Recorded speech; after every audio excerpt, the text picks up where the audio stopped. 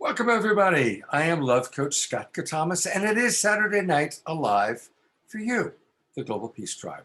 And this is our early Zoom Room show. So I want to welcome those of you that are with us. And as always, tell us your name, where you're from, and if you have any thoughts, what you're especially looking forward to seeing in tonight's show, or any thoughts or comments about our previous recent shows. And tonight's show is all about manifesting prosperity in a natural economy. And I'm really pleased with the amazing speakers that we've got with us. So we've invited three of them for our early Zoom Room chat. And I'm going to bring all three of them on, and we're going to just kind of converse. Most of you have watched, and you kind of know how we do this now, where we kind of have some of our guests and kind of have a more informal conversation while all of you, our Zoom Room friends, are coming on in.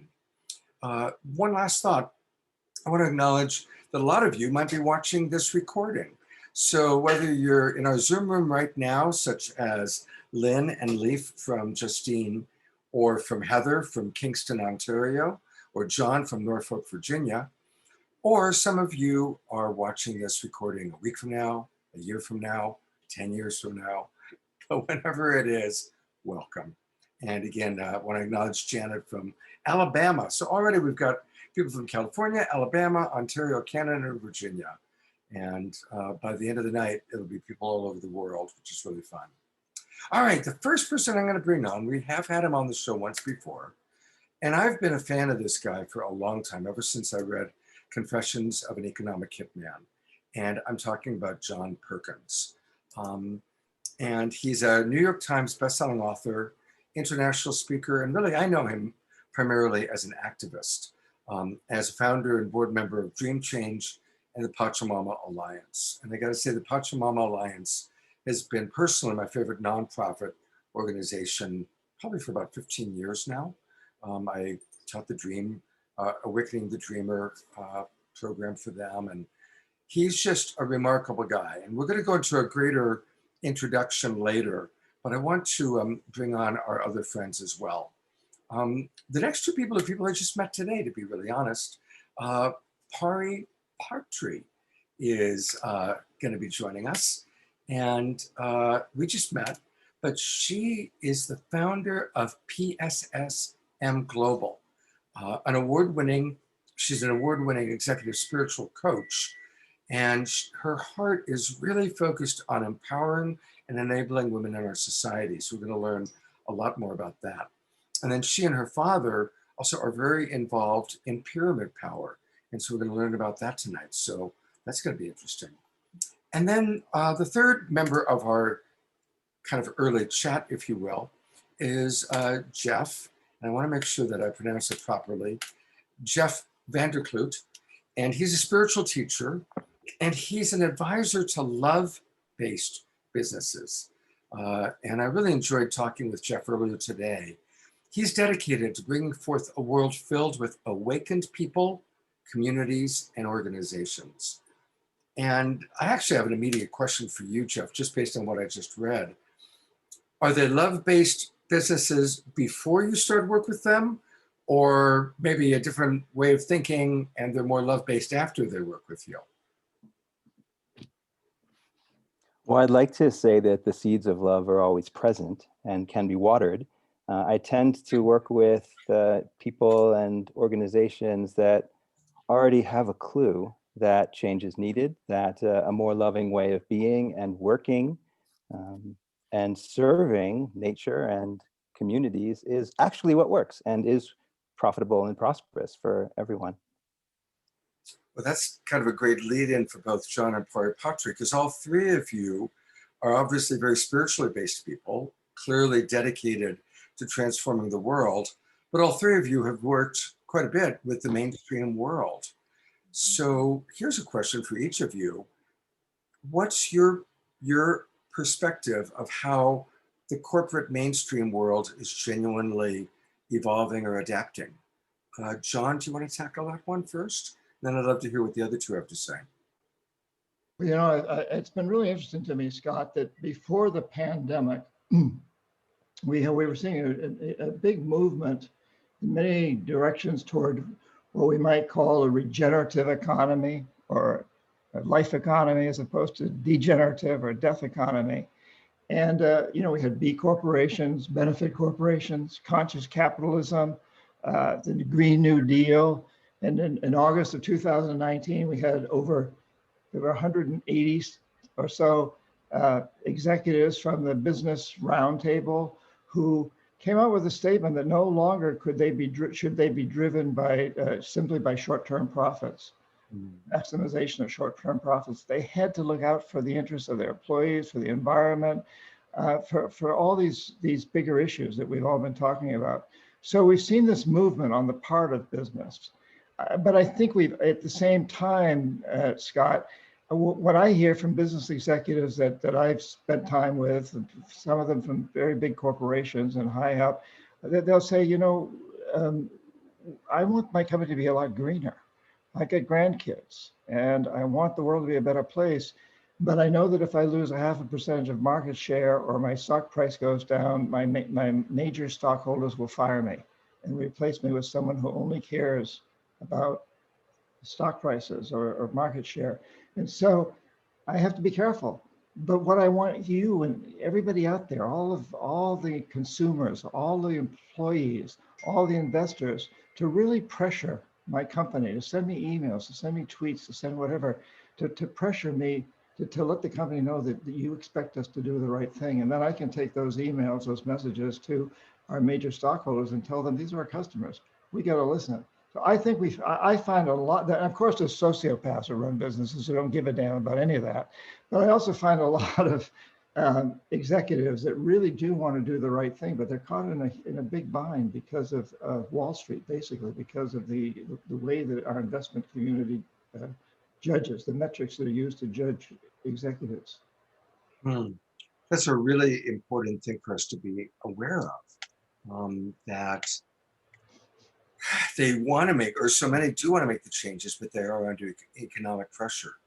Jeff, I'm going to put the spotlight on you for a moment. What are your thoughts about this, or what are you experiencing? Well, I'm about to be working with some public organizations, and I really look forward to having the inside view at the board level for what's emerged now, because I have a strong sense that there's a new pattern and a lot more people are, quote, getting it, as I said before. And for me, getting it means having a heart connection to the work and understanding in one's bones and innately that aligning with life is the imperative, and having the courage to do so. And increasingly there's support from the marketplace, because that's what people want from the companies they do business with. Now, intuitively, because I work a lot with intuition, I would say before the pandemic, around 3% of corporate executives really got it, including the emotional connection and feeling it in their bones. It may have been a mental idea of what is right, but until it drops down into the body, I wouldn't say one is grokking it. Now, what I get intuitively is 23%. So that's a huge leap. Social scientists tell us that at 10%, a new pattern can form. And if it is coherent, that 10%, it's strong enough to shift the whole mainstream. In a year, I'm getting that percentage is going to be a whole lot higher. So things are moving fast, at least energetically.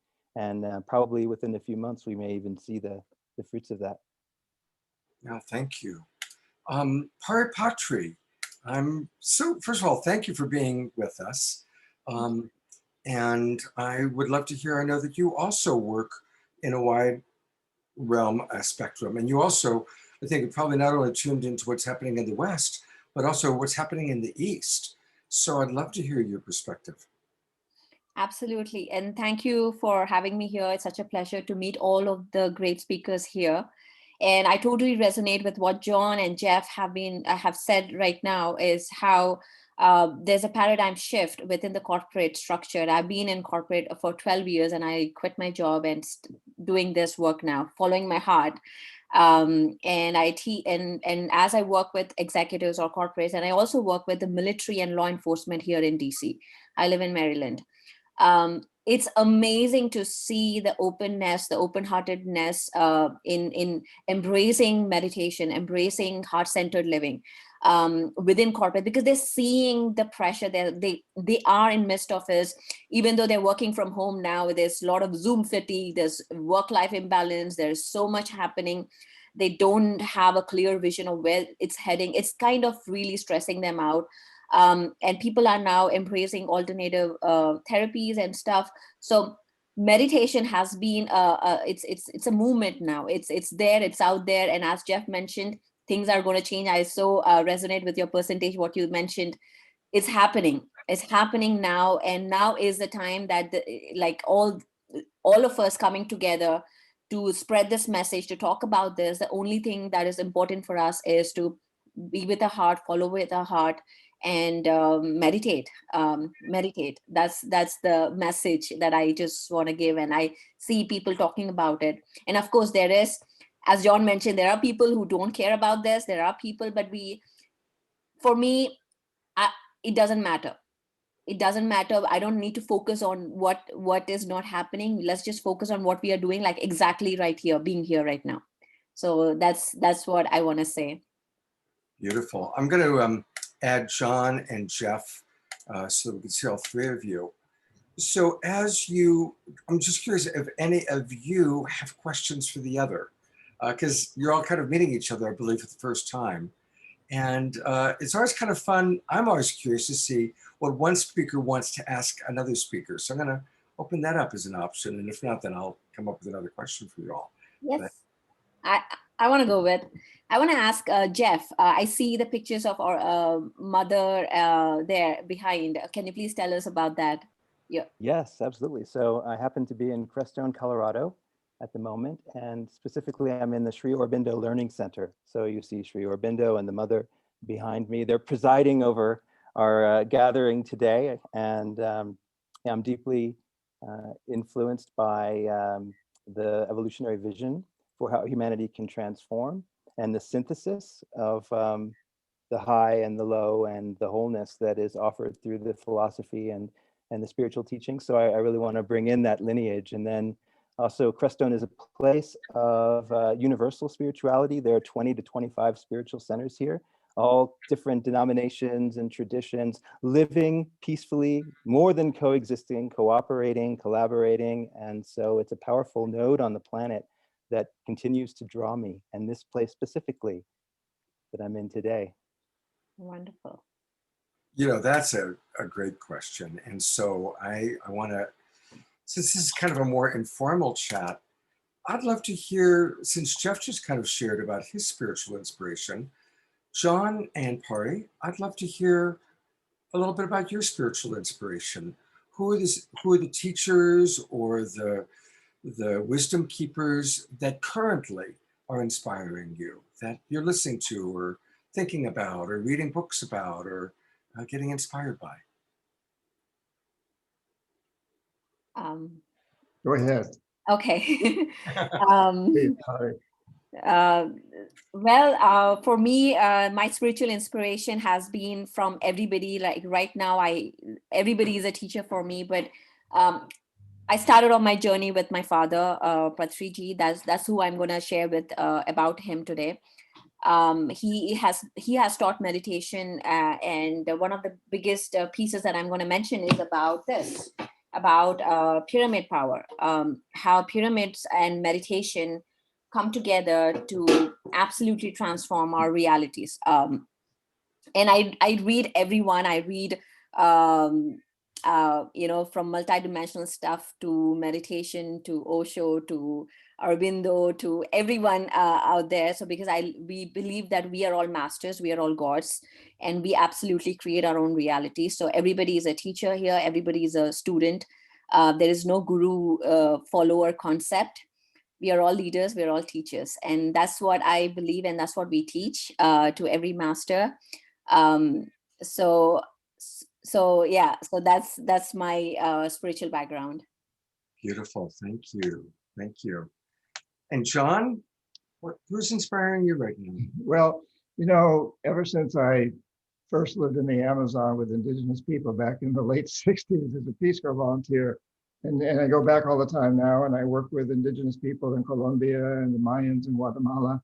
all of them are very attuned to the spirit of nature and to the fact that all things have spirit. Yeah, I spend a lot of time in the forest. I live in the state of Washington these days, and I come from New Hampshire, lots of forests. I I really relate to the spirit of the trees, to the spirit of the plants, and to the spirit of the animals. I've got this beautiful cat that I live with who teaches me a lot every day. And yes, I also, I'm very attuned to many of the spiritual masters. I've got Buddha up behind me, and I've got many of the others that I think have expressed many incredible ideas and philosophies, and yet, nature is just full of spirits. It's there all the time and all around us. And I love that indigenous view that all of everything has spirit in it, and that includes rivers and mountains.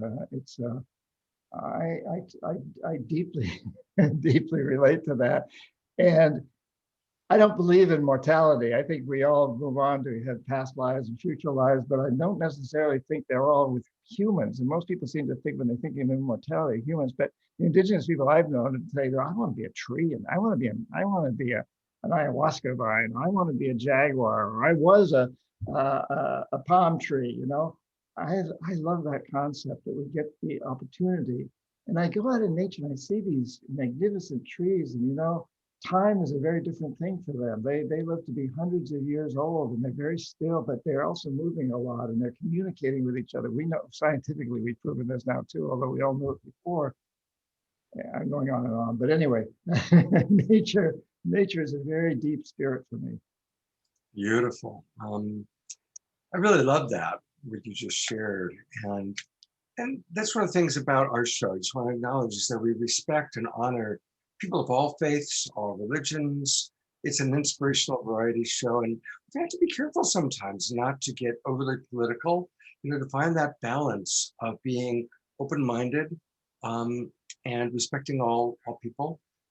I've done several shows called Across the Aisle with some collaborators supporting people who are on the blue side, talking to people on the red side. And but it's always wonderful hearing about people's different spiritual inspirations. We've got time for one more question, and I'd love to hear from each of you. And then we're going to do one more class photo because I see that a couple of our other people have joined us. My last question is, how do you each see our world changing on a spiritual level? With COVID, with all that we've gone through, obviously, there's been a lot of big wake-up calls with the pandemic. Here in America, I think there's been very big wake-up calls about racial, social, and economic injustice. And so I would love to hear, again, each of you from a personal level, how do you see it?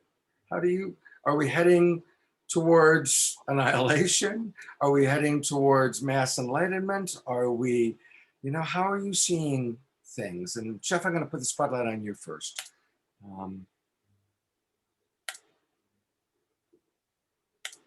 Great question, Scott. Thank you for asking, because we're creating reality as we speak.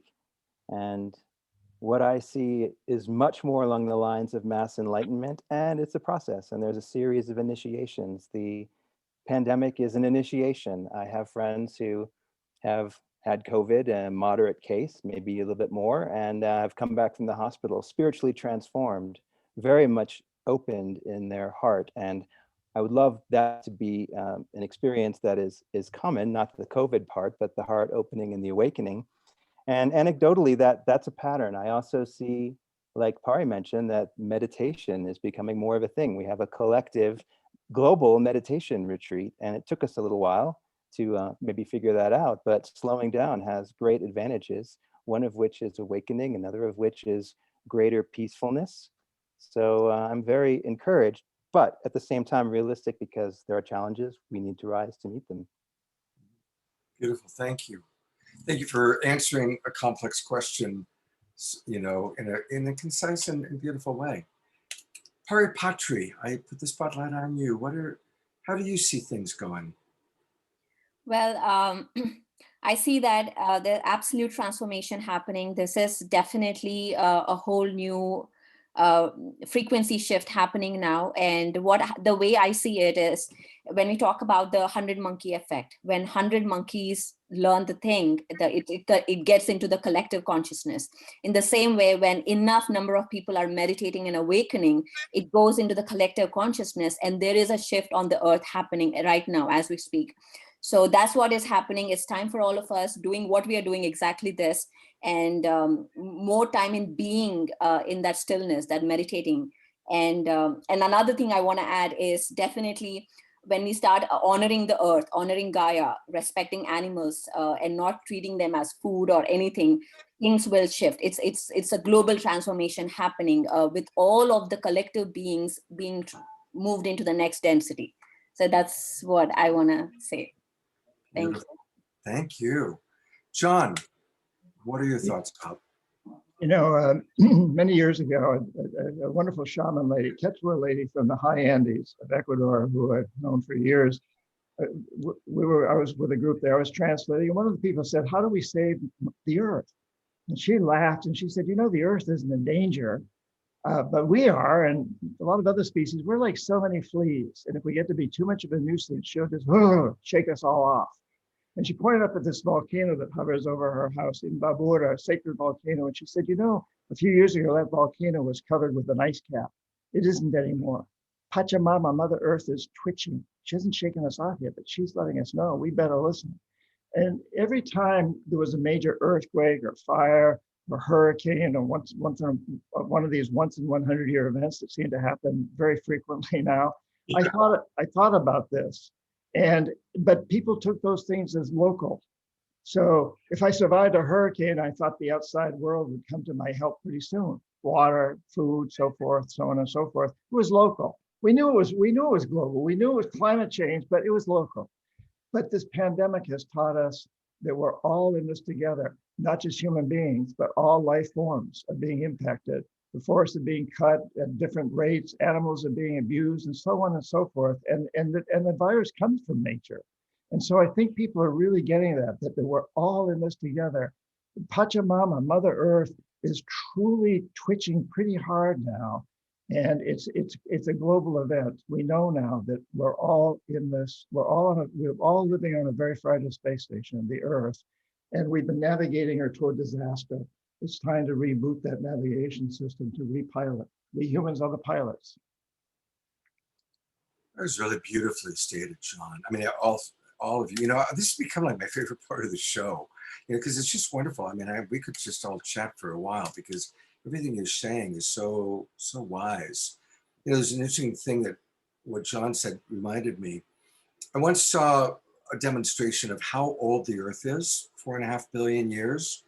And in perspective, the current version of Homo sapiens, if you were to map out the history of our planet on a calendar year, humankind as we know it has been alive for the last 11 minutes on December 31st, right? That's what an itty bitty teeny weeny amount of time we've been on this planet. In the form that we currently have. And I agree with John. The planet has been around for a long time. It's going to be around for a long time. And we really are at her mercy, And one other thought is what Ram Dass was a very dear friend and a big influence in my life. And when he had his stroke, and he called it fierce grace. And this pandemic hasn't even been fierce grace. It's been relatively light grace. When you consider, the wake-up call that it's creating, and like John said, it's worldwide. It's not just, those poor people in India, all those poor people in Peru. All of us are coping with this. And it's a wake-up call to slow us down, right? And I think that's what I'm hearing each of you saying, is that we all are slowing down. So I've got time for one last quick question. As each of you have personally slowed down, what's something you've learned, something you've realized about your life during this slowing down time?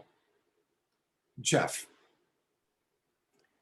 Well, when the pandemic began, I was in India and I had a year full of retreats and journeys planned where I would be traveling and doing a whole lot. It felt like I got the year off. And I have to say, it felt great. And every aspect of my well-being seemed to improve. And the spiritual development and deepening went even more exponential. So I haven't experienced too many downsides from slowing down. Great. How about you, Pari? I would say the same. It has been absolutely amazing since the last year. This pandemic has given an opportunity and the possibilities opening up of meeting people that we would not probably meet when it's normal. So that's a great gift in connecting with people more. I've met probably 10 times more people in the last year than I did in the years back.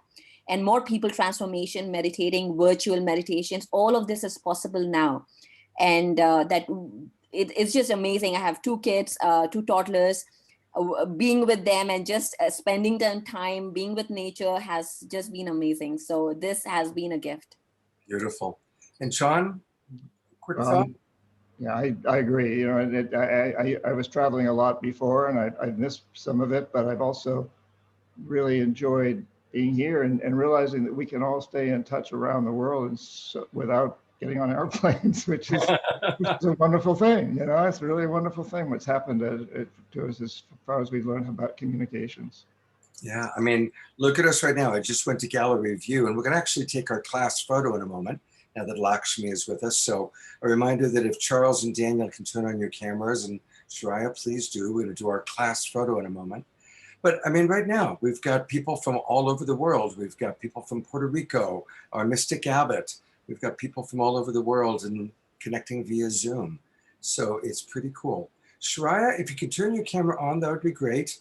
And I'm going to turn it over to our executive producer, Jay Mayer, to give us a countdown. I'm going to take our class photo, and then we're going to go live on Facebook and start the show. Take it away, Jay. All right. So that will be 3, 2, 1. And we'll try one more. There you go.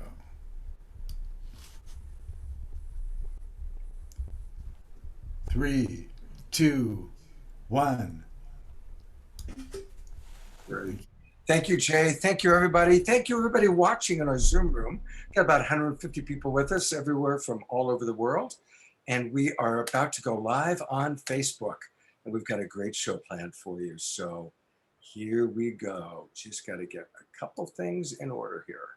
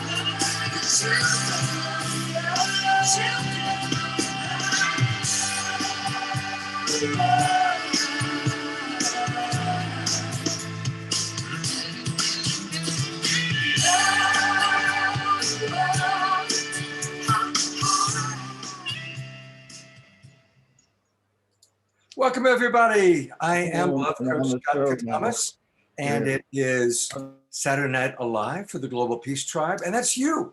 You're the Global Peace Tribe, and want to welcome everybody watching on Facebook, watching on YouTube, and of course, those of us that are all together in our Zoom room. And an invitation to those of you that are watching on Facebook or YouTube, come join us. Come on into our Zoom room.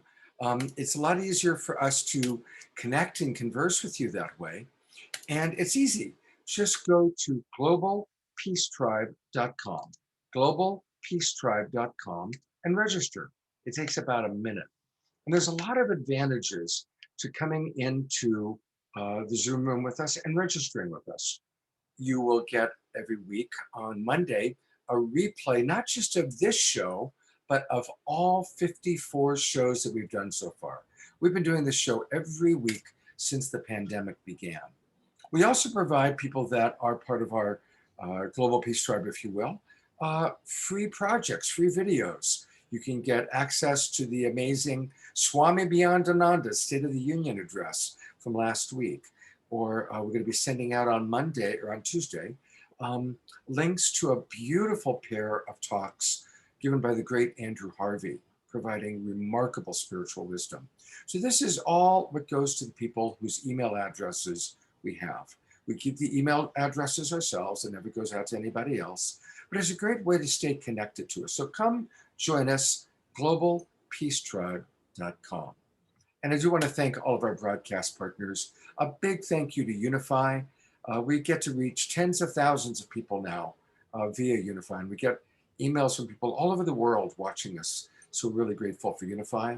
And we're always very, very grateful to Light Touch. And I just want to acknowledge for a moment our executive producer, Jay Mayer, who does so much to make our show happen. Thank you, Jay. We love you very, very much. And we have a remarkable group of teachers and musical performers, and even a magician tonight. And to tell you all about the show and all about who we've got, here's my producing partner and our co-host, Deborah Giusti. Thank you, Scott, and welcome everyone to now what is our 51st show that we produced every Saturday night since the lockdown.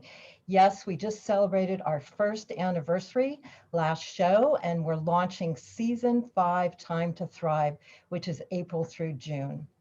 And again, we thank you so much for your donations. When you register, this really helps us produce a quality show for you.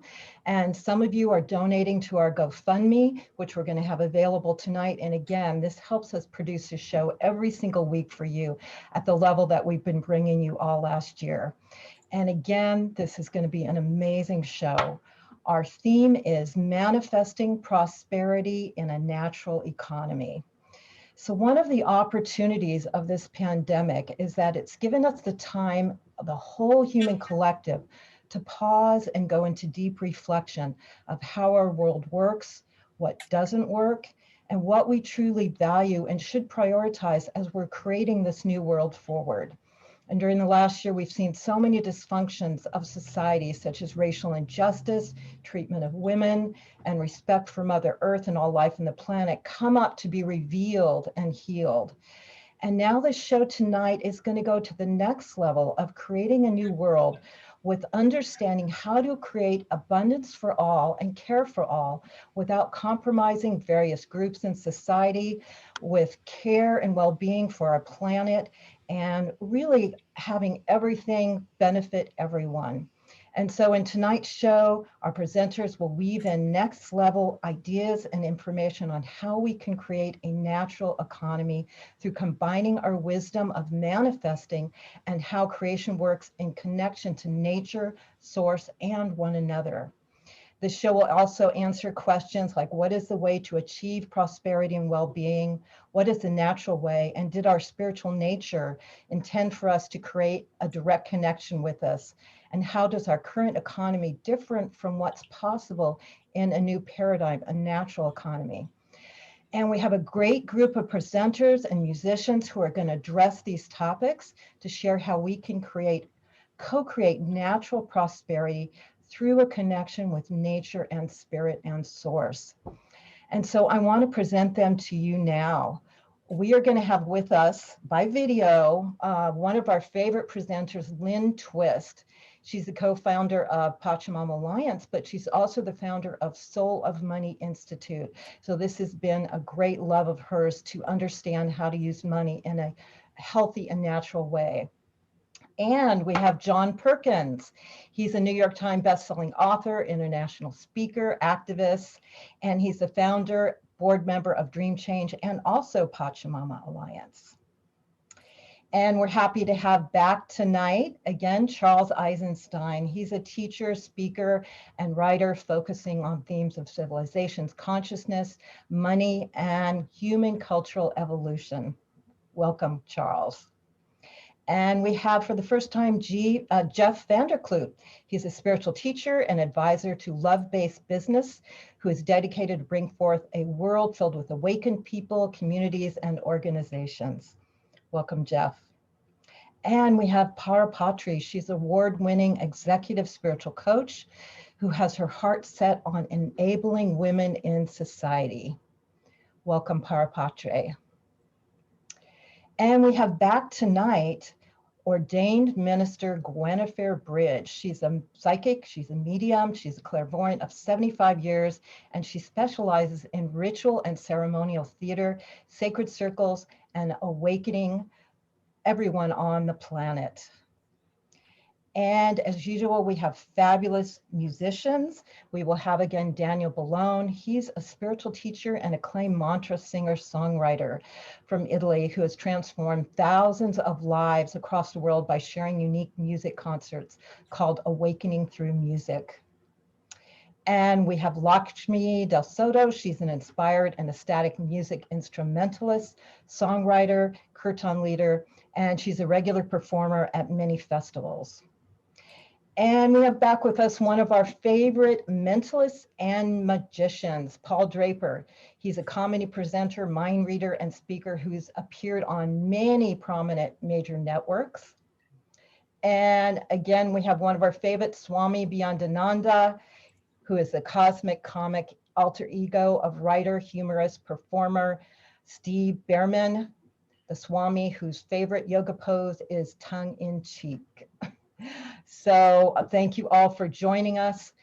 We are going to post the Saturday Night Alive GoFundMe during this show because we'd love your green love to help us launch the new season, season 5, Time to Thrive.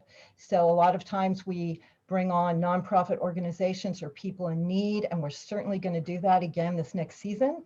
But for this show, we'd love your green love to help us launch this fabulous new season, season 5, Time to Thrive, April through June. And now, before we start the show, I want to bring on and honor one of our collaborative partners who's a spiritual teacher in her own right, but also a mega manifester who helped create this show. And she's going to share a little bit more about why she felt so inspired to bring this amazing group of presenters to be with you tonight. Welcome, Sharia Dharma. Thank you, Deborah and Scott and everyone gathered here. It's been a joy and a pleasure to bring you all together to convene us around this incredibly important topic of a new feeling tone around resourcing, prosperity, and the economy.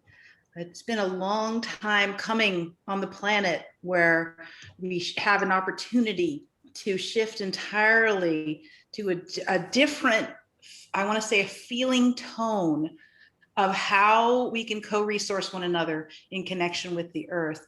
And so I really want to invite everyone here into that heart-centered feeling around what's possible, because everything that we create begins with a feeling, whether we're conscious of it or whether we're operating unconsciously and running programs that cause us to feel and think and imagine things that we don't want.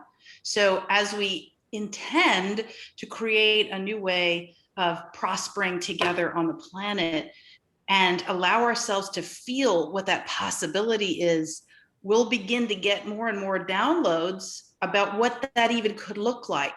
So I want to invite all of us into a field of truly expanded possibility tonight as we listen deeply, not only with our ears, but also with our hearts and with our whole being, to feel the energy of co-creation in connection with the earth and source and what's possible in an entirely new way and new level of operating. Shall we create a new operating system? Perhaps the seeds planted tonight by all these beautiful beings will help us do just that. And that was indeed my intention. So without further ado, let's get started. Thank you all. Thank you, Sharia. Beautiful job that you've done with this show. Thank you so much. Well, I get to introduce someone that I've known for a very long time. I first had the honor of scheduling her, booking her on a television show I worked on 25 years ago as a psychic. And she has continued to just blow me away with her wisdom and her great, great heart. And I'm talking about my friend Gwenevere Bridge, who is coming to us tonight as Saraswati. Gwenevere is an ordained minister with the Center for Sacred Studies. She's a psychic, a medium, a clairvoyant of 35 years. She specializes in ritual and ceremonial theater, sacred circles, and invoking high magic. She creates ceremonial objects, costuming, and art. And she's been on our show several times and always brings a remarkable energy and frequency with her. So we wanted to start our show with Gwenevere as Saraswati. Thank you so much, Scott. So tonight is going to be unique and incredibly special for several different reasons. The first reason is being invited on this show to represent, to some sliver of a degree, such a beautiful being, goddess as Saraswati. I am beyond honored. The comprehension and beauty of this sharing is sweeter than normal. And so for the first time, part of this ritual will be me bringing you into the secret workings of how I work with manifestation and how it influences the world around us so beautifully and so powerfully in dimensions that words struggle to describe. So I'm not Saraswati per se tonight. I am a representation of a dedication to Saraswati tonight. She is a very pure goddess. She is so pure, she doesn't wear makeup. Her face shines with so much beauty that Brahma created 4 and then 5 faces to be able to see her everywhere. Basically, Brahma was her very favorite stalker, but not really. So he had to get over that obsession with her beauty. She's usually seen wearing pure white to represent that purity, and she's not flashy. She won't wear jewels. She doesn't put on makeup. She is pure beauty. She is pure speech. She's pure knowledge and wisdom unfolding and flowing. She's a river of beauty. And so tonight, it would be far-fetched of me to say that I was her.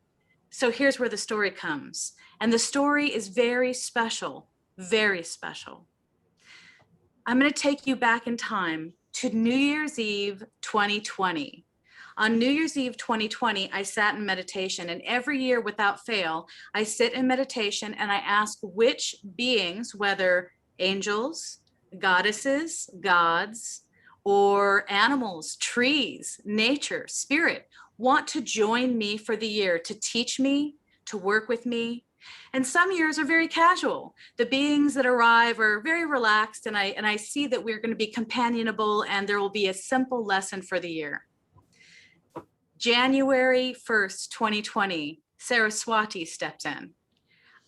I'm completely taken aback because I've worked in Bhakti before. I've worked in Bhakti to Tara. I've worked in Bhakti to Kali. I've worked in Bhakti to other pantheons that come to me. I only work with who comes to me. I don't seek them. I wait for them to come. When Saraswati came, I was taken aback. I saw she was calling me out to put more beauty, more art, more wisdom into the world. She wanted me to open like a lotus to the world. And so I decided I was going to go in Bhakti to her for 1 year. And the Bhakti I was going to perform for her for 1 year was specifically sacred ceremonial makeup. So each and every look I dedicated to her for the year was based on whatever vision I had over the course of the year, sometimes not even connected to her. But each vision, I would sit 3 hours, 4 hours, 6 hours, very carefully handcrafting beautiful makeup looks just for her. My face was the altar. My art form and my vision was my message, my poetry, my song to Saraswati. This year passed and I decided to continue, that I really loved doing these bhakti worships to her, even including the hand that I have here is part of the bhakti. Everything I do is that dedication. Obviously, this is very, very intricate because I am right-handed, and this is very simple because I am not left-handed. So this is bhakti to her, which brings me to this exact moment, manifesting prosperity. Global economy is all of us. It's all of us feeling and flowing and moving together in an open, passionate oneness. I came representing Persephone for the spring equinox, and it was perfectly fine with fully embodying Persephone. And then I was invited by Scott and Shariah to come as Saraswati, and I was completely blown away because they did not know that I had been in Bhakti and had remained in Bhakti for over 14 months to Saraswati. So to say that it shot through my system as a confirmation of how when we're in ceremony, meditation, worship, appreciation, art, and beauty, it influences the world around us. Tonight, Saraswati herself presents the gift to you to use your meditation, your worship, to sit and find that altar inside of you, the art, the voice, the beauty, and let that radiate out to your community so that they can feel it. Because my community, who I'm with right now, they felt it. They felt her, and I am humbled by it, literally humbled. I've brought a couple little ceremonial moments that I want to share with you. The first is the presentation of rose petals. Mainly, I chose white to represent Saraswati and her purity, but I threw some red roses in to represent myself and how saucy I am, and the fact that my main bhakti for the last 5 years has been red Tara. So as I sprinkle these in front of all of you, anybody who's watching right now, I want you to see them landing on your crown chakra, blessing you with beauty, connecting you to your community, re-enlivening your ability to choose prosperity together as a human family. We don't have to be ruled by the money machine. We have hands and voices and the gifts to share with each other. We need to include everyone around us in loving and respectful ways. Everybody has something special and graceful to offer. Everybody has something that is truly divine, that connects them to their God, their goddess, their deities, their bhakti, their spirituality. And together, we become so much more. Together, like honeybees, we can bring about sweetness for everyone. This is my bell and my dorje, and I ring it to open your throat chakras, to open the communication so that each and every one of you connect with each other from a pure place. Return to your memories. Return to human family. We have been apart for far too long.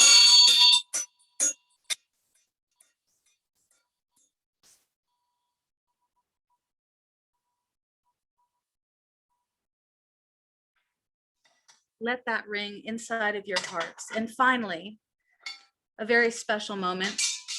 Inside of this beautiful brass vessel is many, many waters collected from around the world, sacred rivers, sacred sites. Inside of here is Saraswati water. Inside of here is Tara and Buddha water. Inside of here is Ganges River and the Lourdes. As I pour this and drip the droplets in front of the screen, I want you again to see it like sacred nectar, blessing your soul, moving you back into the flow of prosperity. Know that as I do this, I may be far from you, but I am also close to you. There is no time and space. We are moving quantumly with each other all the time in a sacred dance. I am so honored to be here. Thank you for having me. Thank you so much, Gwenevere.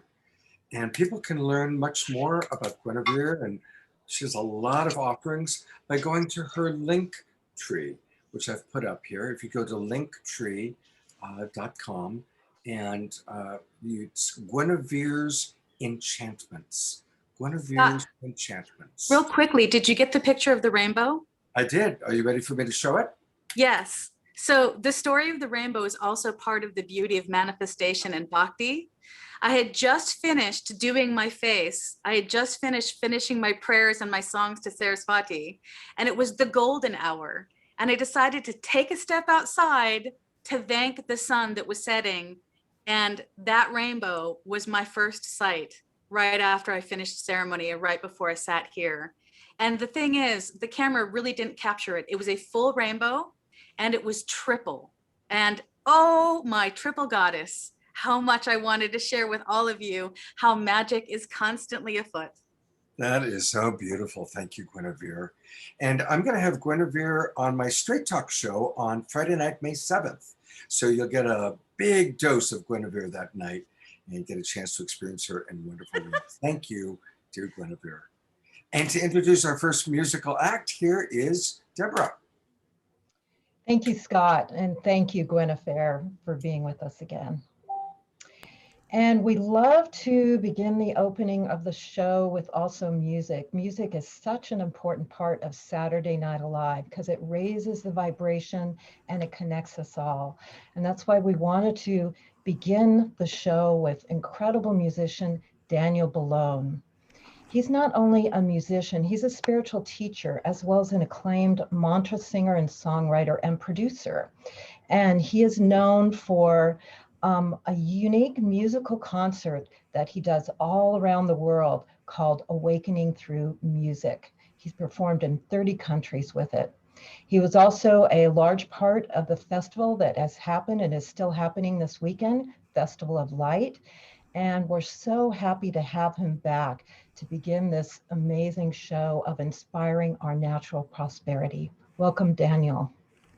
Thank you so much, Deborah and Scott, for having me here. It's an honor to be in this show. And I was listening to this story of Saraswati right now and got so inspired because in a way my journey of bhakti and devotion also has to do with the power of speech. And Saraswati is known as Bhak Devya, that is, Bhak is the power of speech, which is basically what we admire so much in prophets and saints, because whatever they said, it would happen, it would manifest. And that is a power that you can develop as you purify your voice.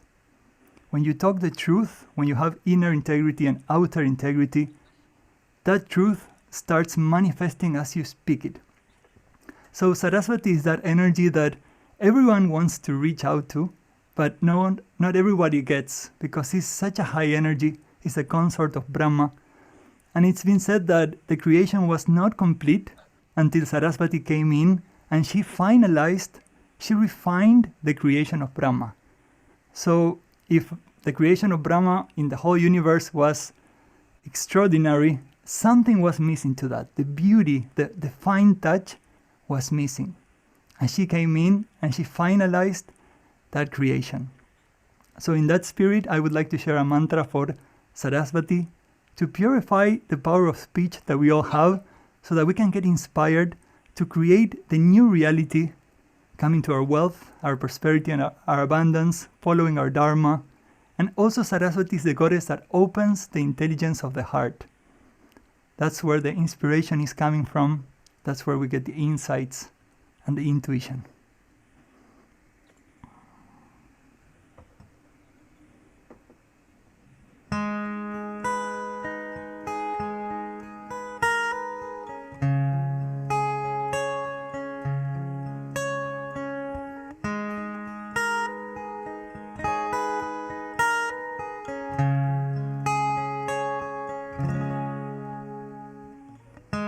Prano Devi Saraswati Bhaji Bir Bhajini Bhati Teen दीनम् अवित्र्यवतु वाग्देव्यै स्वाहा प्रणो देवी सरस्वती वजिबीर्वाजिनीवती दीनम् अवित्र्यवतु वाग्देव्यै स्वाहा ॐ ऐं सरस्वत्यै नमः ॐ ऐं सरस्वत्यै नमः ॐ ऐं सरस्वती देवी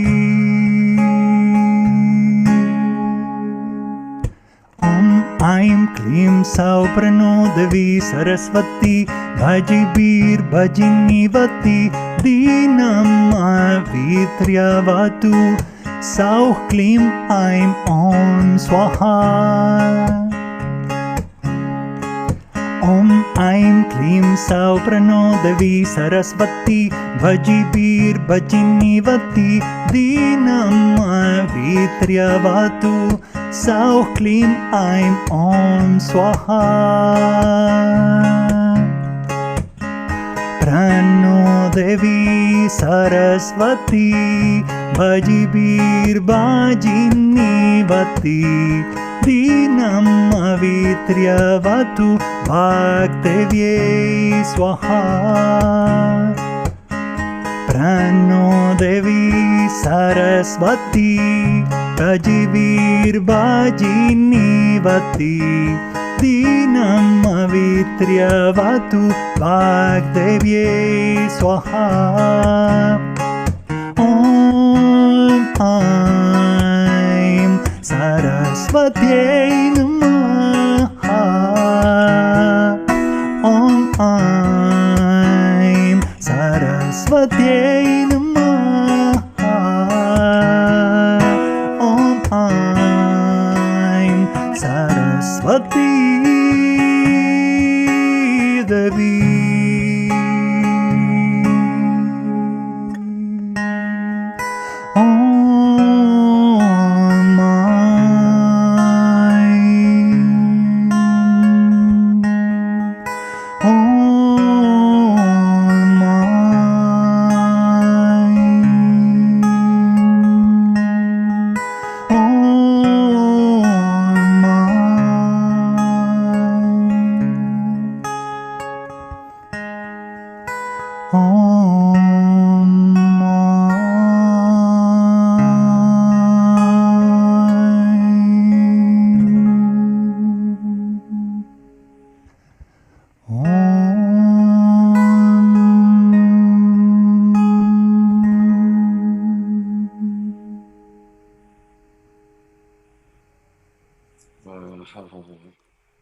Daniel, it's always such a blessing to have you on our show. Thank you so much. And Daniel's going to be back, but tell us a little bit about this new project of yours and shining your light. What's that all about, Daniel?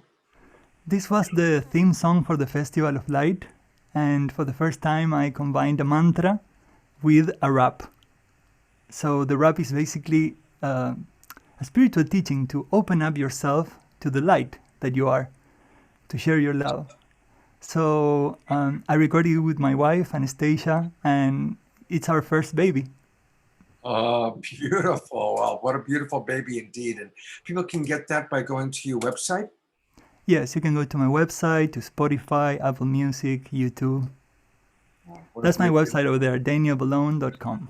Right. And that's spelled DanielBellone.com. What a beautiful couple you two are. And Daniel, thank you so much. It's always just a blessing. And we look forward to seeing you in a little while. Sure. Thank you so much.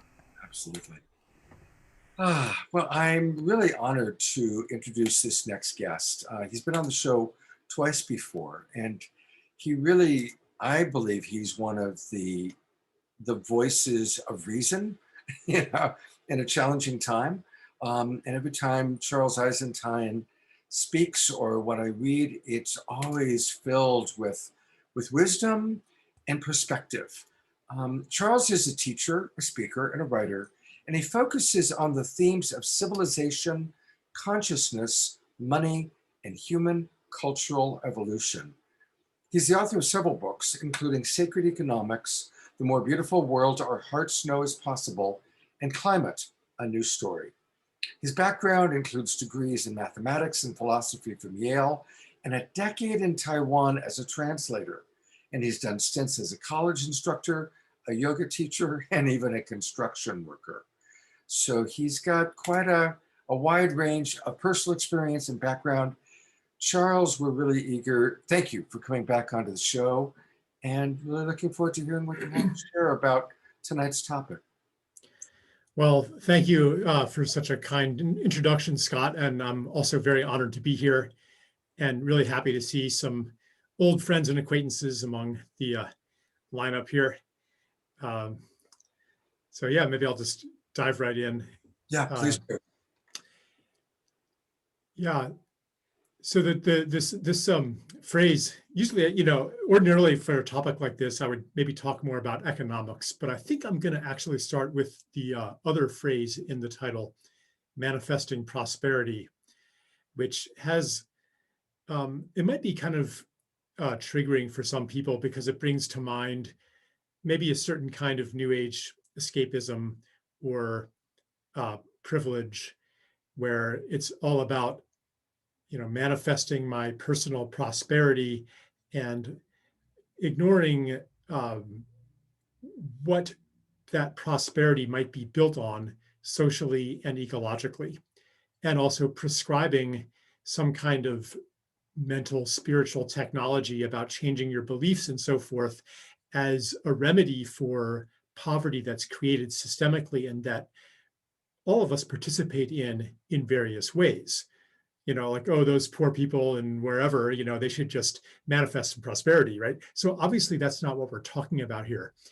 And I don't want to, however, discard the idea of manifesting prosperity because there's something true in it and there's a resonance to it that we can feel as true. And so what is that truth and how can we reconcile that with the situation on this earth? Well, I think the crux of it is the idea of what prosperity is as it occurs to somebody who is immersed in a market economy that rests on a foundation of interest-bearing debt, in which it seems that my prosperity is separate from your prosperity, that I can be rich while you are poor. I mean, it really does seem that way in the kind of economy that we live in. How could you deny that some people are rich and some are poor? Whereas in a traditional gift culture, it was equally obvious that you couldn't be rich as long as somebody else was poor, because those societies worked through the circulation of gifts. If you had more than you needed, you would give it away, and you would know that you would be taken care of too, because if somebody else had more than they needed, they would give it to you. And who do you give it to? Well, as a general principle, you give it to where the need is. So wealth was a group function. And that primal intuition is sometimes hard to recover in the kind of world that we live in today. But nonetheless, on a deep level, it's still true. And you can see that in like, if you really examine the lives of the wealthy, they're still subject, generally speaking, still subject to a kind of poverty, a kind of insecurity, a kind of feeling of not belonging fully to this world, of being alienated, of not being at home in the universe. Because if you were really at home here, if you were really secure, then you would have the true wealth, which is the full freedom to be generous without concern. That's what wealth is. Wealth is not a matter of holding on to it. If you have to hold on to it, you're not actually wealthy. So when we're talking about manifesting prosperity in this informed sense, we're really talking about recovering that primal security that comes from knowing and experiencing our belongingness and our integration into a circle of gift. And that change in perception, it doesn't magically change the entire system, but it leads to personal changes. And as we act within the system, it can lead to systemic changes too. On the personal level, it reorients us toward our embodiment as a gift to the world and our knowledge of our purpose as being here to, as the Saraswati was telling us, to act with devotion to life and beauty in the world, knowing that as I do that, so I experience wealth, which may or may not take the form of financial wealth. But our embedment in a circle of gift and our experience of ourselves in that way, it confers a feeling of wealth. And it also leads to new political ideas, such as, can we really be rich as we impoverish nature? Or does the impoverishment of nature actually correspond to something that is lost inside of ourselves, no matter how much money we have? I recently watched a documentary called Seaspiracy about the fishing industry and the dying of the oceans. There's really no other way to put it. And you look at those beached whales, and the horrors of this industry, and something hurts. And when you contemplate like all those dead sea turtles and all those dead whales, it's like something, and the depleted biodiversity, something dies within me too, and something becomes less rich in me as well. And maybe we can understand the poverty of the modern age, the insecurity, the anxiety, and the greed as simply a grasping for that which we are losing through our misperception that our own wealth can come at the expense of the other.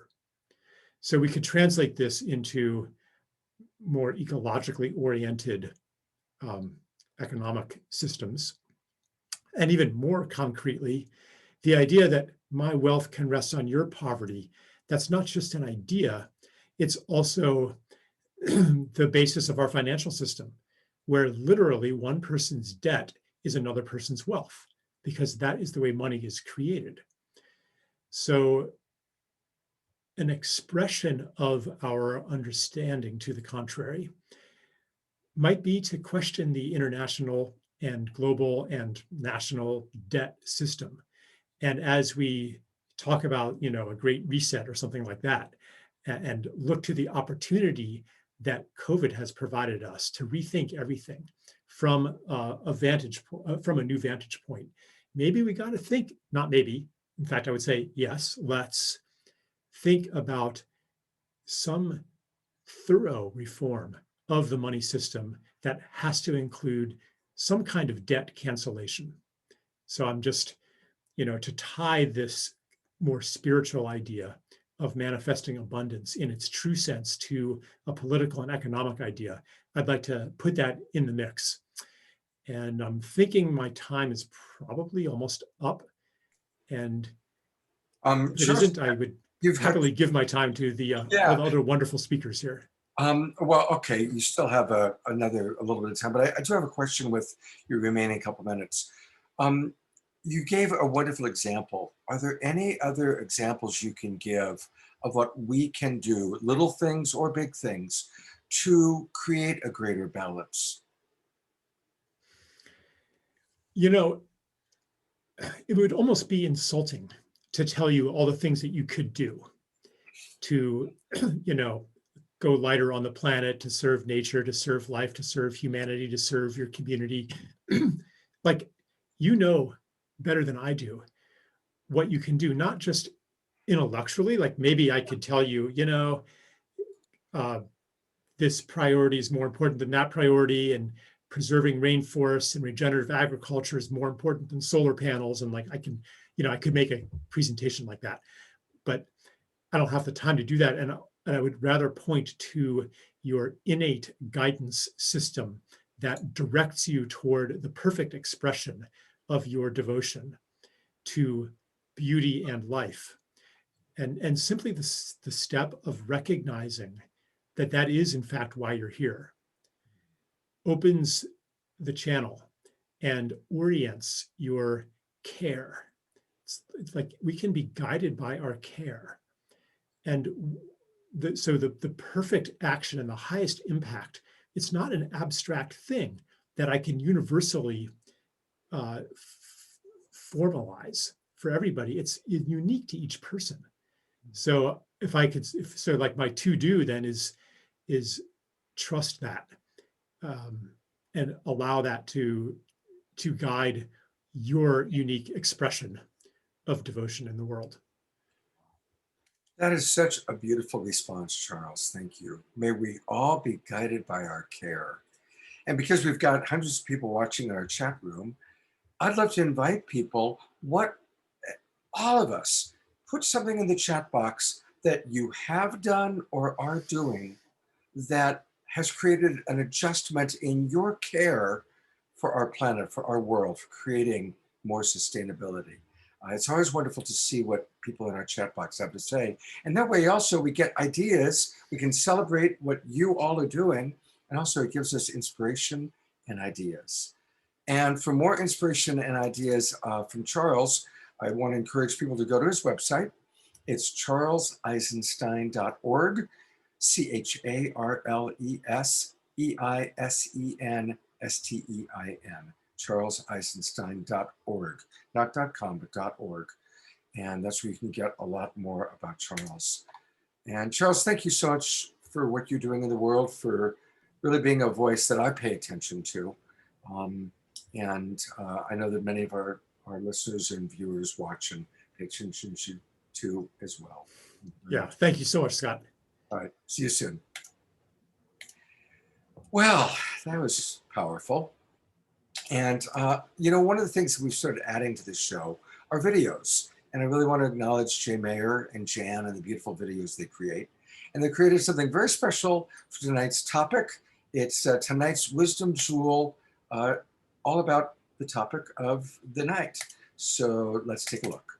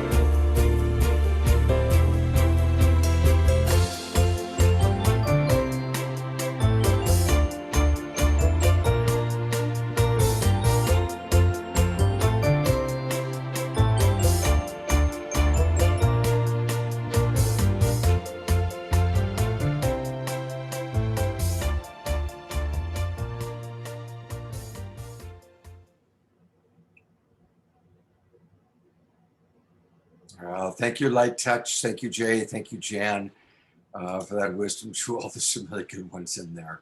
I gotta say, Malcolm Forbes' quote made me laugh. That was pretty funny.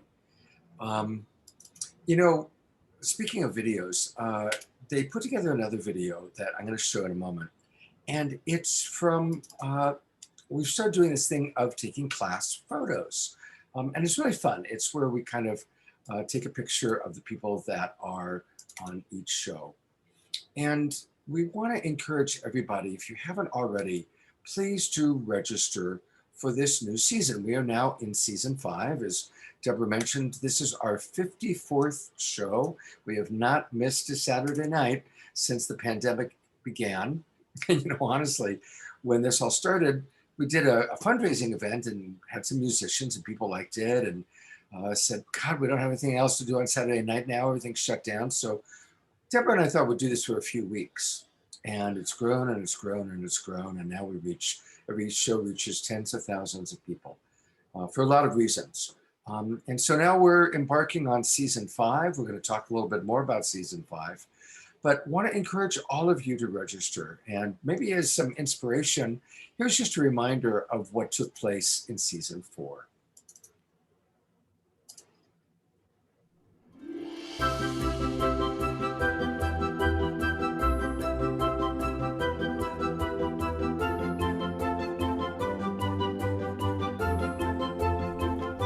We started off the winter season of 2021 with co-creating the optimum year for us all, followed by one of our more popular shows, Angelic Activations and Manifesting Miracles.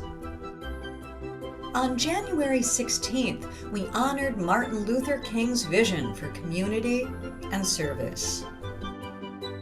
On January 23rd, we featured Our World in Transition.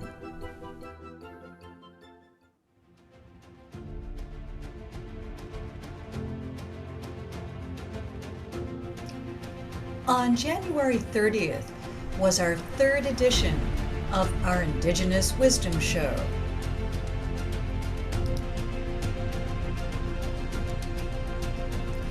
February 6th, Making Contact with Mark Sims.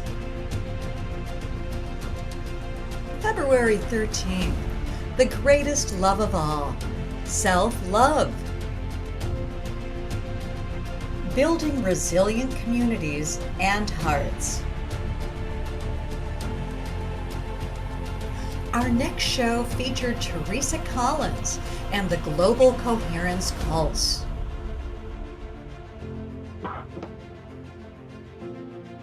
On February 27th, Best Tools and Practices for Optimizing Our Health.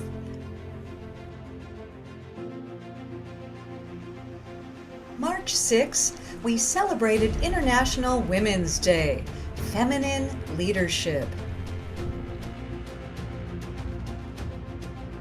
March 13th, Understanding and Communicating with Our Animal Family.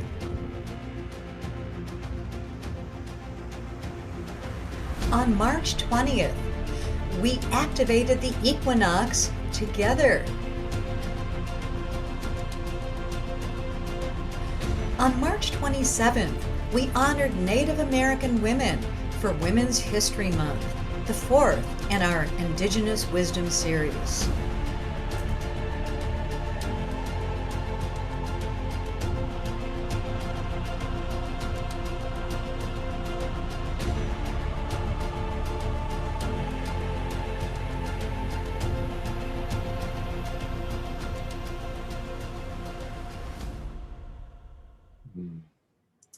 Wow.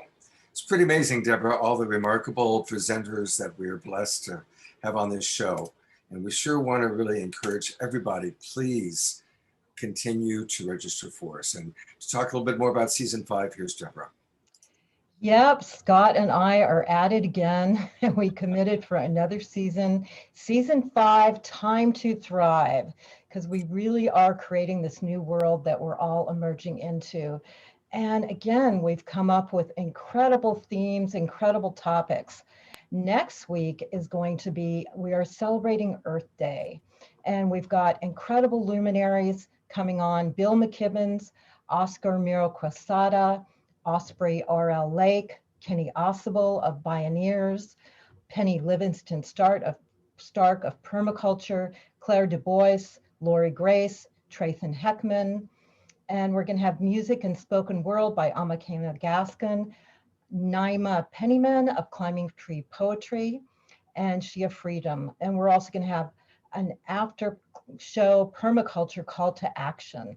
So it's incredible. And we really invite you to sign up for season 5, Time to Thrive. And also, I'm going to put in the chat box a way that you can pay it forward by gifting a season to some of your friends or people that anyone you know in community. I put it on your e-list or social media where you can help promote the show, but also gift it away, pay it forward.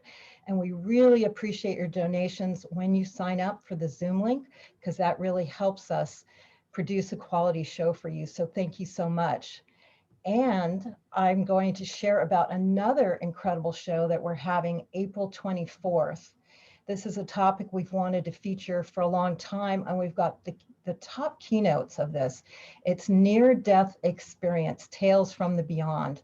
We're going to have Anita Morjani, Eben Alexander, Danyan Brinkley, Michael Tamora, Tom Palladino. We're also going to have back Kristen Hoffman, one of our incredible, very favorite musicians, to do a very deep spiritual experience, Sri Kala, and magician Justin Sight. And on May 1st, we are going to bring back our Indigenous Wisdom Show, always sponsored by Jan Kaplan and Jay Mayer, spanning the globe with Indigenous wisdom. We are going to be reaching out and really tapping into the Indigenous elders all over the world. On May 8th, for our Divine Feminine show, we are going to be bringing in the masculine to partner in the righteous alignment with the Divine Feminine. So the show will be around the sacred masculine and sacred feminine as they create sacred magic. And then May 15th, we're going to be bringing back Global Coherence Pulse with Teresa Collins. We will be having Bruce Lipton on that show and many other incredible speakers and musicians. And Scott, tell us about May 22nd. Yeah, so the remaining shows, we're going to really tackle an important topic on May 22nd. And we're actually dedicating that whole weekend to addiction, recovery, and suicide prevention.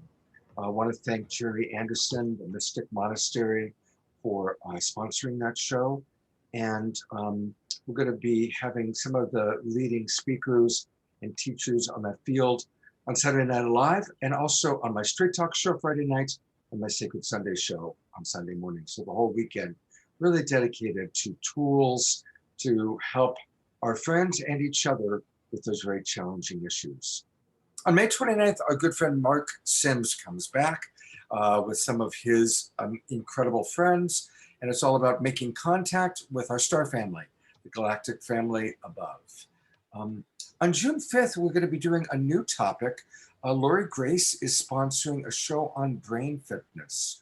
And again, we've got some great teachers, a lot of the leading people who really understand the connection between our brain and our body, giving us wonderful tools so that we can truly thrive. And then June 12th is really going to be fun. We are celebrating the 60s as the rise of the Aquarian Age. All of our musicians are going to be playing 60s songs. And we're bringing in people to talk about how their 60s, and maybe a little bit into the 70s influences, like the Beatles, has impacted who we are today. It's going to be a really fun show. On June 19th, it's our summer solstice show. You know, every quarter we'll do an equinox or a solstice show. We're going to have Matt Kahn coming back for that particular show and other wonderful speakers. And then finally, June 26th, our Mystic Abbot combines with Jay Mayer to do a wonderful show on building a harmonious future as we bring on some of the great spiritual teachers from our world. So that's what we've got planned. It's going to be a lot of fun. So please register. She showed you how to do it. And one last little thought about next week's show. We've got a very brief message from our friend Lynne Twist asking us to watch next week's show. I want to invite everybody to make sure you do not miss Saturday Night Live on April 17th, which is the Earth Day show. Earth Day is such a precious day on this planet, particularly now, particularly after the pandemic. And it's the 1-year anniversary of Saturday Night Live. And the theme for 2021 Earth Day is New Ecology Rising. So please join Saturday night, April 17th. Don't miss it for the Earth Day show. Thank you. Thank you, Lynn. And we're going to be hearing from Lynn a little bit later on in the show, but how perfect that we had Lynn, because we're about to bring on one of her great partners. And this, of course, is John Perkins. John and Lynn, of course, co-founded the wonderful Pachamama Alliance. Most of you probably know John, but in case you don't, he's a New York Times bestselling author.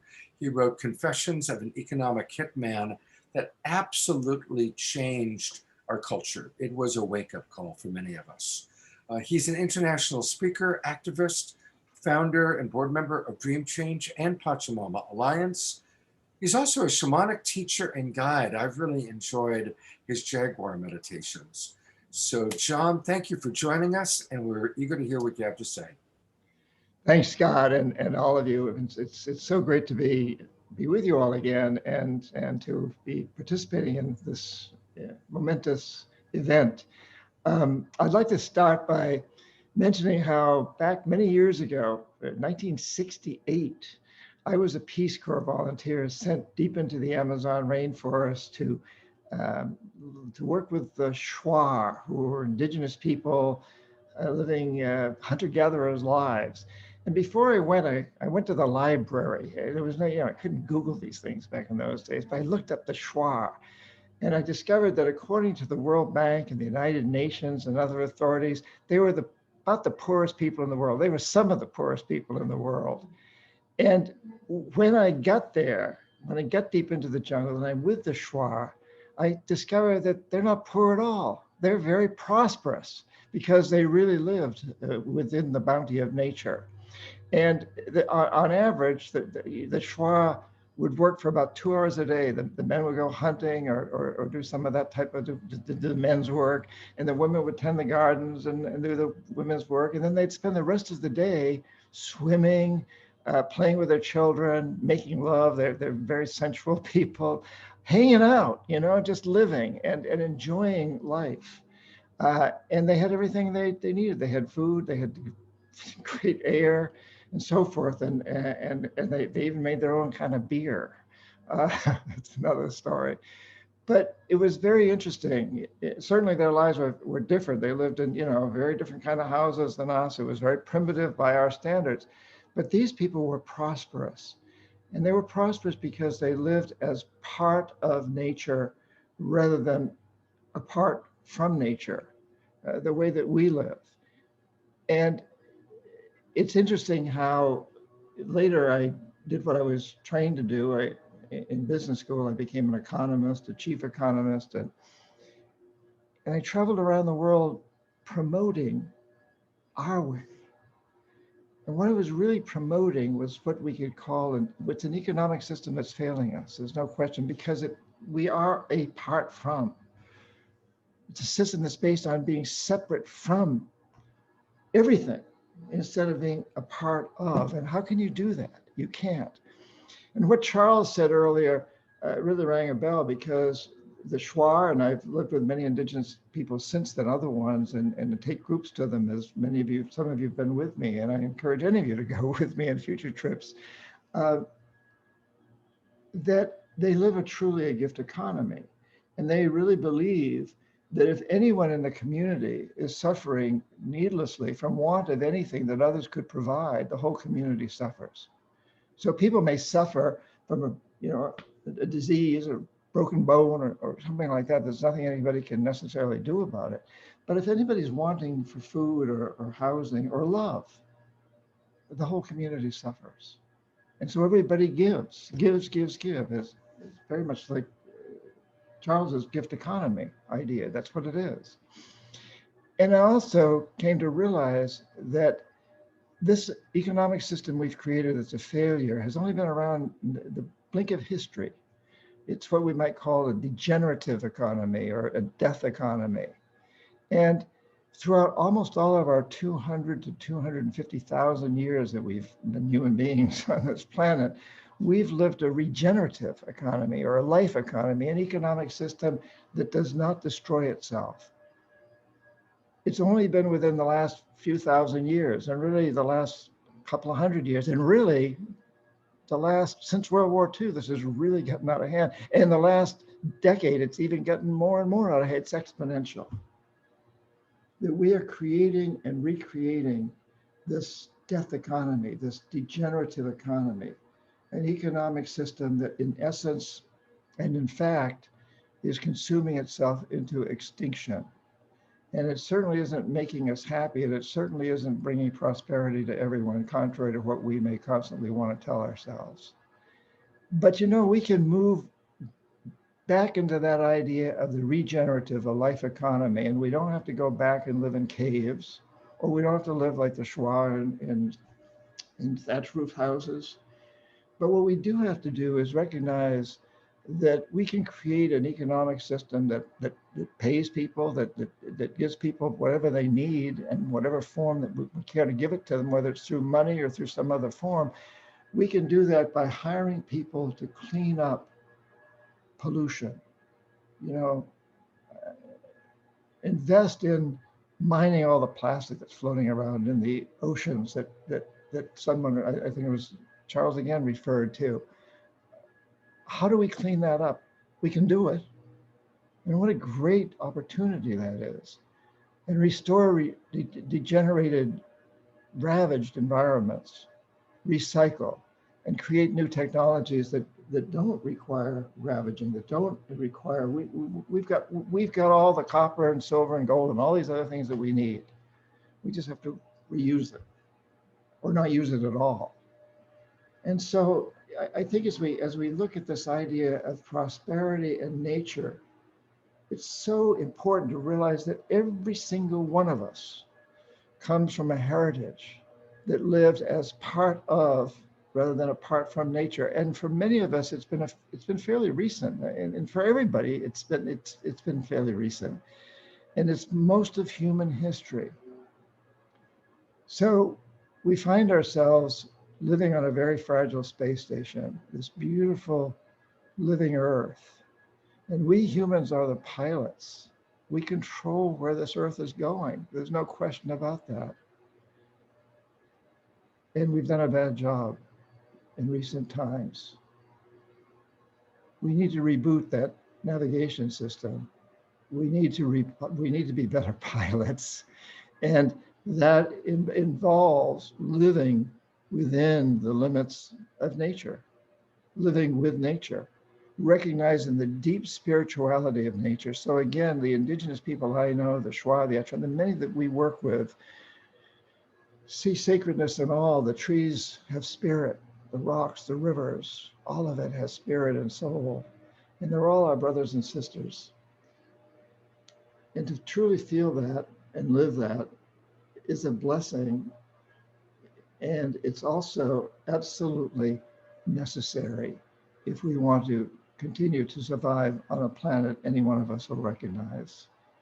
And I think that's about my time also, Scott, so I'll let it go at that. But just to end by saying, I think we live in blessed times to be having these conversations, to be thinking about these things. And the coronavirus has really pushed us to understand that we really are dealing with a global problem, that everybody and every form of life on this planet is impacted by this tiny microscopic being. Thanks.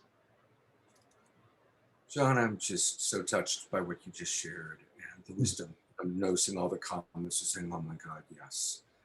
And thank you. For decades, you've really led the way for us. You've been a very important voice and will continue to be. Thank you. Thank you. Thank you. I want to encourage people to go to John's website. It's his name.org, johnperkins.org. And boy, I got to tell you, I like the idea of going to Guatemala with John. I've always wanted to do a Pachamama adventure, but going to Guatemala with John, July 1 to 7, that looks pretty good. Any idea of when the Costa Rica event will happen, John? No, the Guatemala one we do have on for July 1st, and we're planning one to the Amazon in August. The Costa Rica right now is I'm scheduled to do one there next January, and I think that'll probably be when the next one will be. But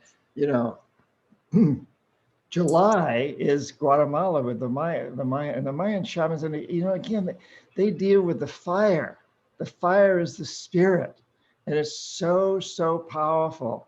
This is the plant spirit of the Amazon, the things like ayahuasca we hear a lot about now. But the Mayans feel that same presence, that same spirit in the fire, and in the trees around them. And there's so many ways to feel our connection with nature.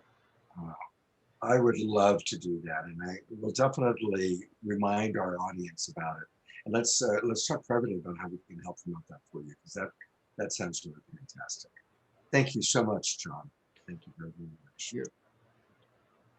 What a remark! I mean, just these amazing people, huh? Charles Eisenstein and John Perkins, and it's just these beautiful souls.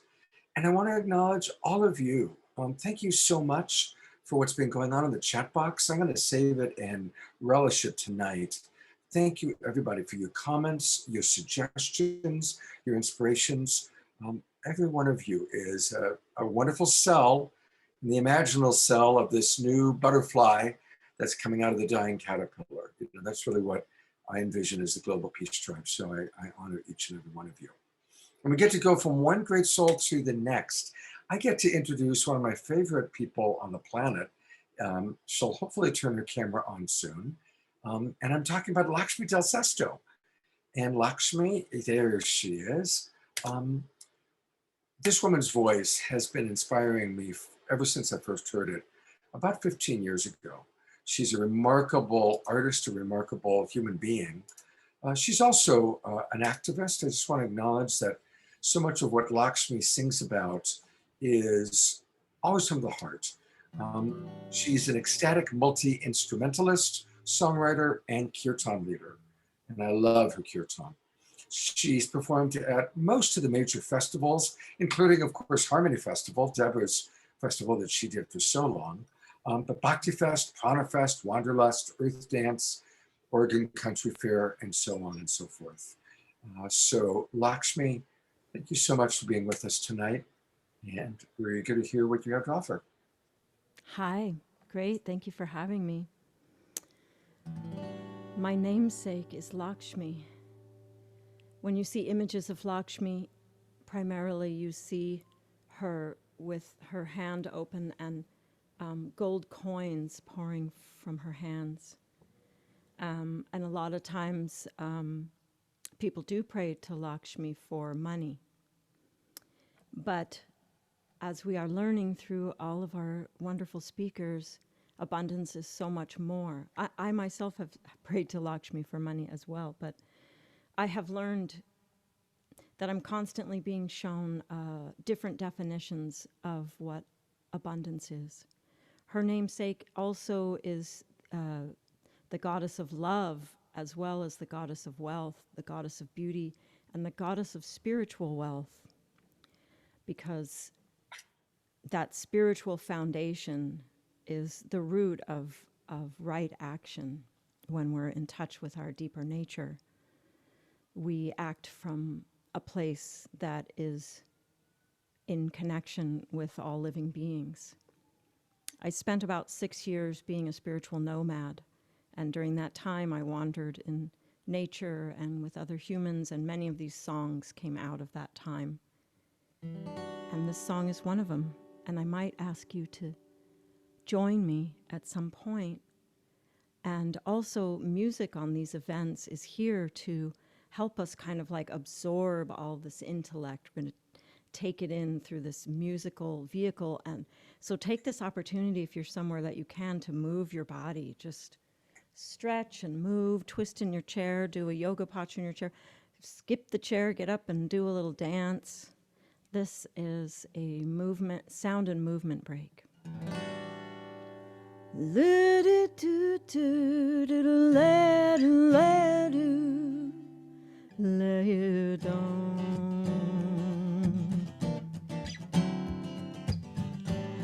go down to the river by the water and rest my bones. I want to see the flashing dragonfly remind me of my mystic home. Two goddesses by the river sharing I and I, singing their souls crazy journey from dark to light. I wanna go up to the mountain meadow and rest my bones. I want to hear the wisdom of the ancients speak to me about my mystic home. One goddess by the sacred pool to cleanse and purify. Praying, oh praying to birth a new relationship to I and I. The sacred life is all around. The sacred life is in the up and the down. The sacred life turning me inside out. The sacred life I cannot do without.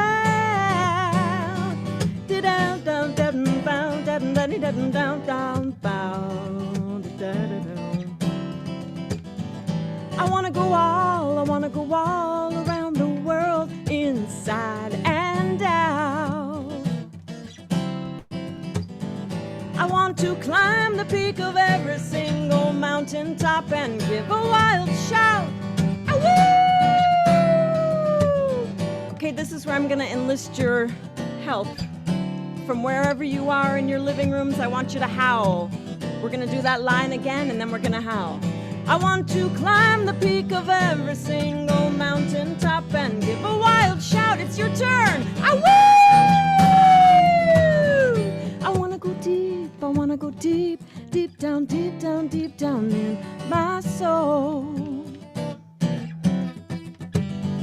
I want to know every single solitary part of me that makes the whole. Oh, oh, oh, oh. The sacred life is all around. The sacred life is in the up and the down. The sacred life turning me inside out. The sacred life I cannot do without.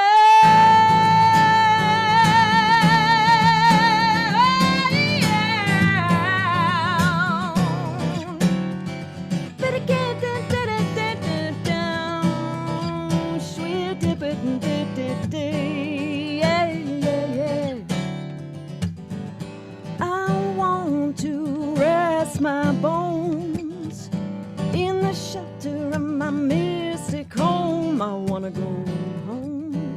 I wanna go home. Shelter from the helter skelter. I wanna go home. This sacred life.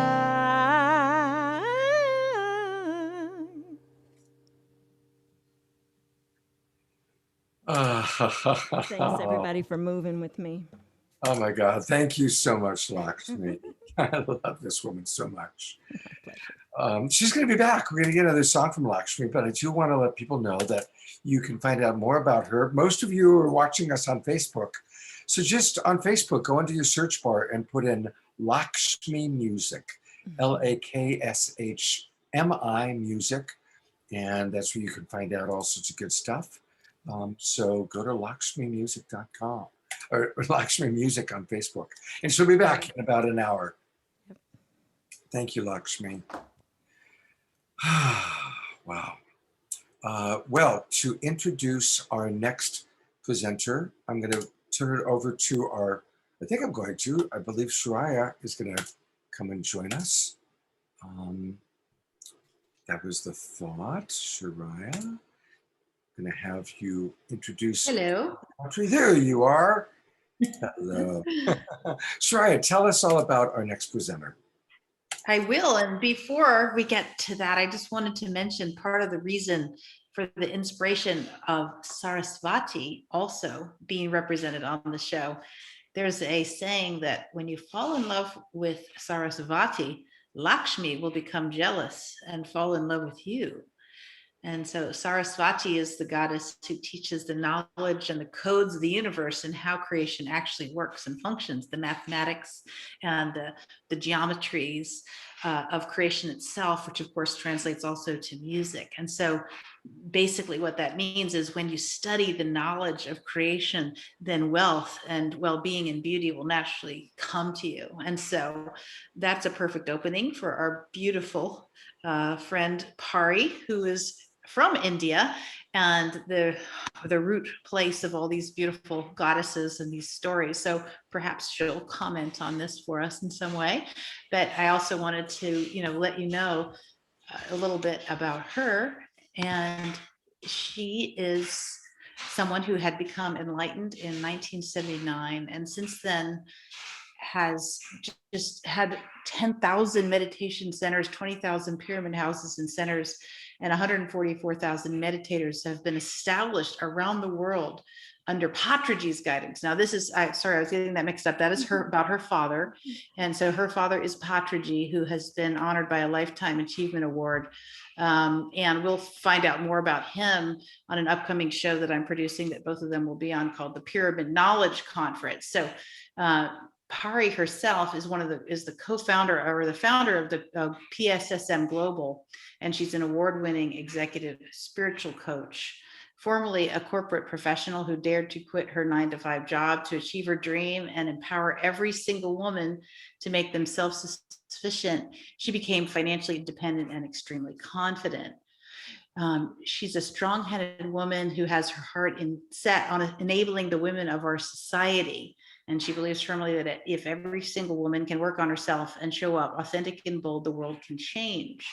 So you can see why, with her deep connection to Patriji and the pyramid village in India, as well as her beautiful willingness to help women and others show up at their best and create wealth, this is why we invited her to this particular show.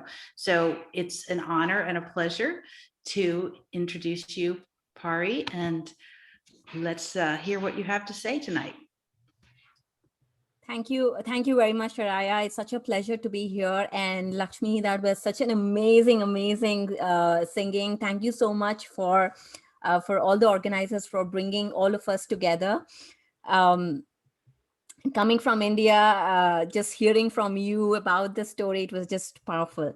And I have a presentation for all of us here, talking about manifesting prosperity in a natural economy. I'm starting my timer right here. So for most of us, when we hear about natural economy, it sounds maybe fictitious as a dream come true or something, an ideal world that should be. But for me, it's pretty different. I'm going to share you guys, instead of teaching about what it is for me, I'm going to share a story with you guys, if that sounds good. So the story is that for me, it is a real story. It was my reality. I grew up in an environment which is of natural economy, and I'll tell you all about that. I'm from India, from South India, called a place called Hyderabad, where I grew up from a very normal, typical middle-class Hindu family, where everything was just ordinary, nothing extraordinary. Where my father, Patriji, he happened to have, there was a walk-in process in him that happened in 1979. And since then, his life and our lives changed. I was born in 82, and since then, he was already in the path of spirituality. He found out that his mission was to teach meditation to the entire world. And that's what he was in a job at that point, but he was teaching meditation to one and everyone. Anybody he found on the streets, his neighbor, his colleague, he would go and start teaching meditation. And the meditation is a breath meditation. It's called Anapanasati, which is a Buddhist meditation. And then since then, he started doing that. And also in the 80s, early 80s, he started reading about Paul Brunton, Bill Schill, Ed Pettit on the books of pyramid power. That's when he got intrigued with the pyramid power. He's a voracious reader. He read about thousands and thousands of books on spiritual science. So that's when he started getting into this, both meditation and pyramid power. And also one of his big passions or big mission in life is to make this planet vegetarian, like removing animal food. So these are his main pillars of the work that he does. So in 1990, we got the first pyramid. The first pyramid was built. I'm going to show you guys the pictures as well. And along this, in 1992, he quit his job. He said, I no longer want to do my job. And he was the only breadwinner. I have a sister, and my mother is a homemaker who supports him. So there's nothing really, there was no income coming in, but he quit his job. And since then, I'm just going to share this in a minute because I want to show you guys the slides. The energy exchange has been there's nothing that I missed in my life. I did my studying, I did everything around. The key that for me that I see is your mindset, is your abundance mindset, is changing yourself, and that comes with understanding the spiritual science, that we are the creators. We are the ones that are creating our own lives. Everything shifts. The abundance mindset shifts when we understand we are not this body, we are the souls. We come from different planets, we come from different star galaxies, and are here to experience this beautiful human form. And when we start understanding that and bring meditation into it, when we start meditating, we connect to this infinite source energy, where we do not need to compete with anybody. We do not need to cheat other people to gain money. We do not need to manipulate anybody. All this comes in the form of that understanding. The shift happens, the frequency shift happens. And that's how I started manifesting things like this without even like an effort. It was my natural state of being. I think of having an adventure in my life. I go travel. I travel more than what I saw in my friends at that point, who had a regular, normal families, who are working and who are getting money. We had food. Somebody came and meditated. They gave us food. They gave us rice. They gave us lentils. There was somebody coming and they took care of my education. So there was always this energy exchange happened. And it was just amazing to see until I came to US in 2004, and I started surrounding myself with people that who do not believe in this, and I changed myself. And that's when I really, really struggled. Money was a problem. Until then, I'd never had a problem with money. But when I started shifting my belief systems, coming into this more 3D matrix laws of money, things started shifting for me.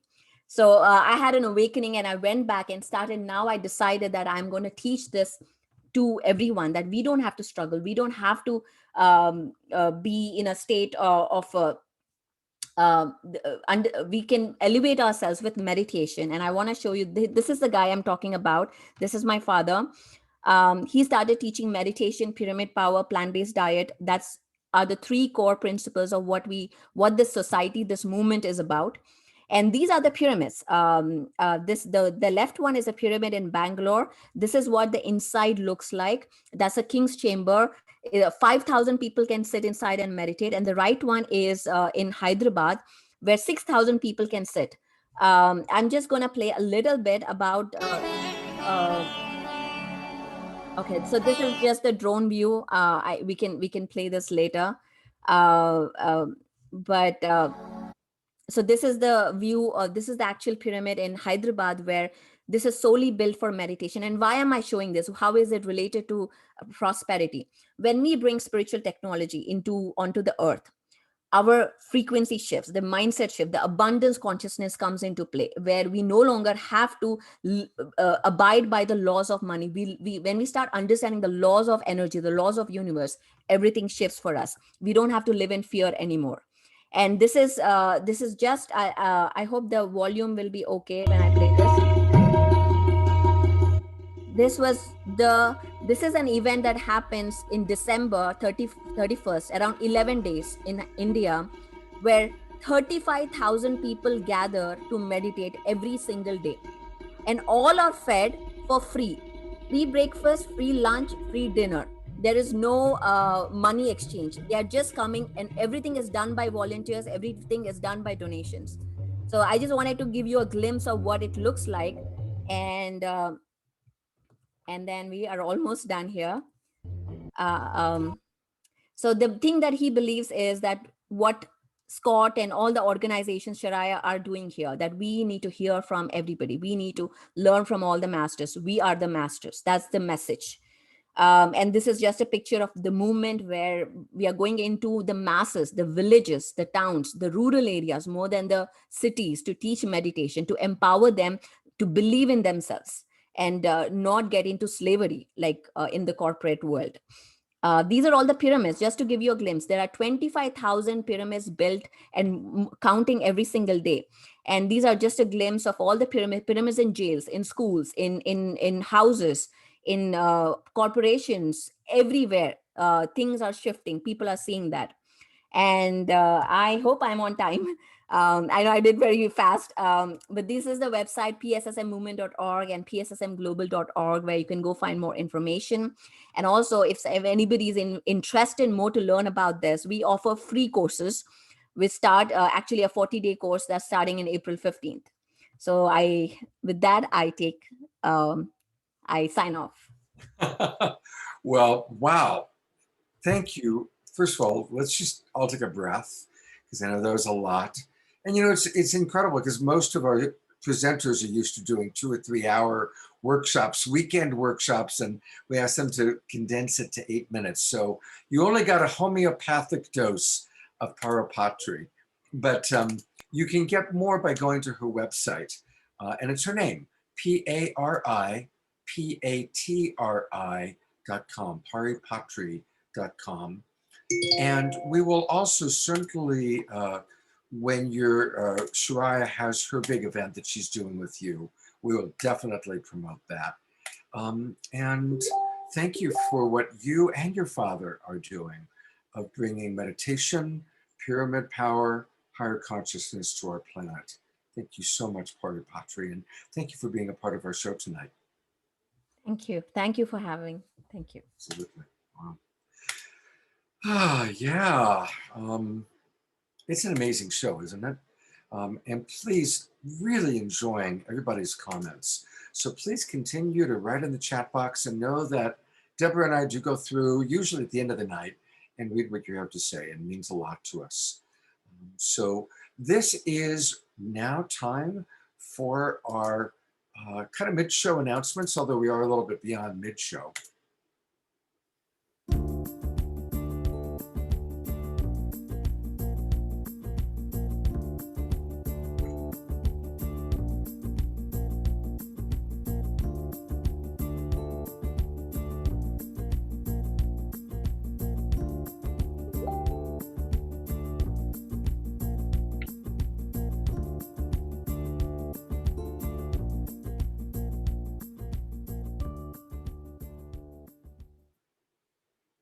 Yeah, thank you very much again, Shamer, Light Touch, Jan, for creating the videos.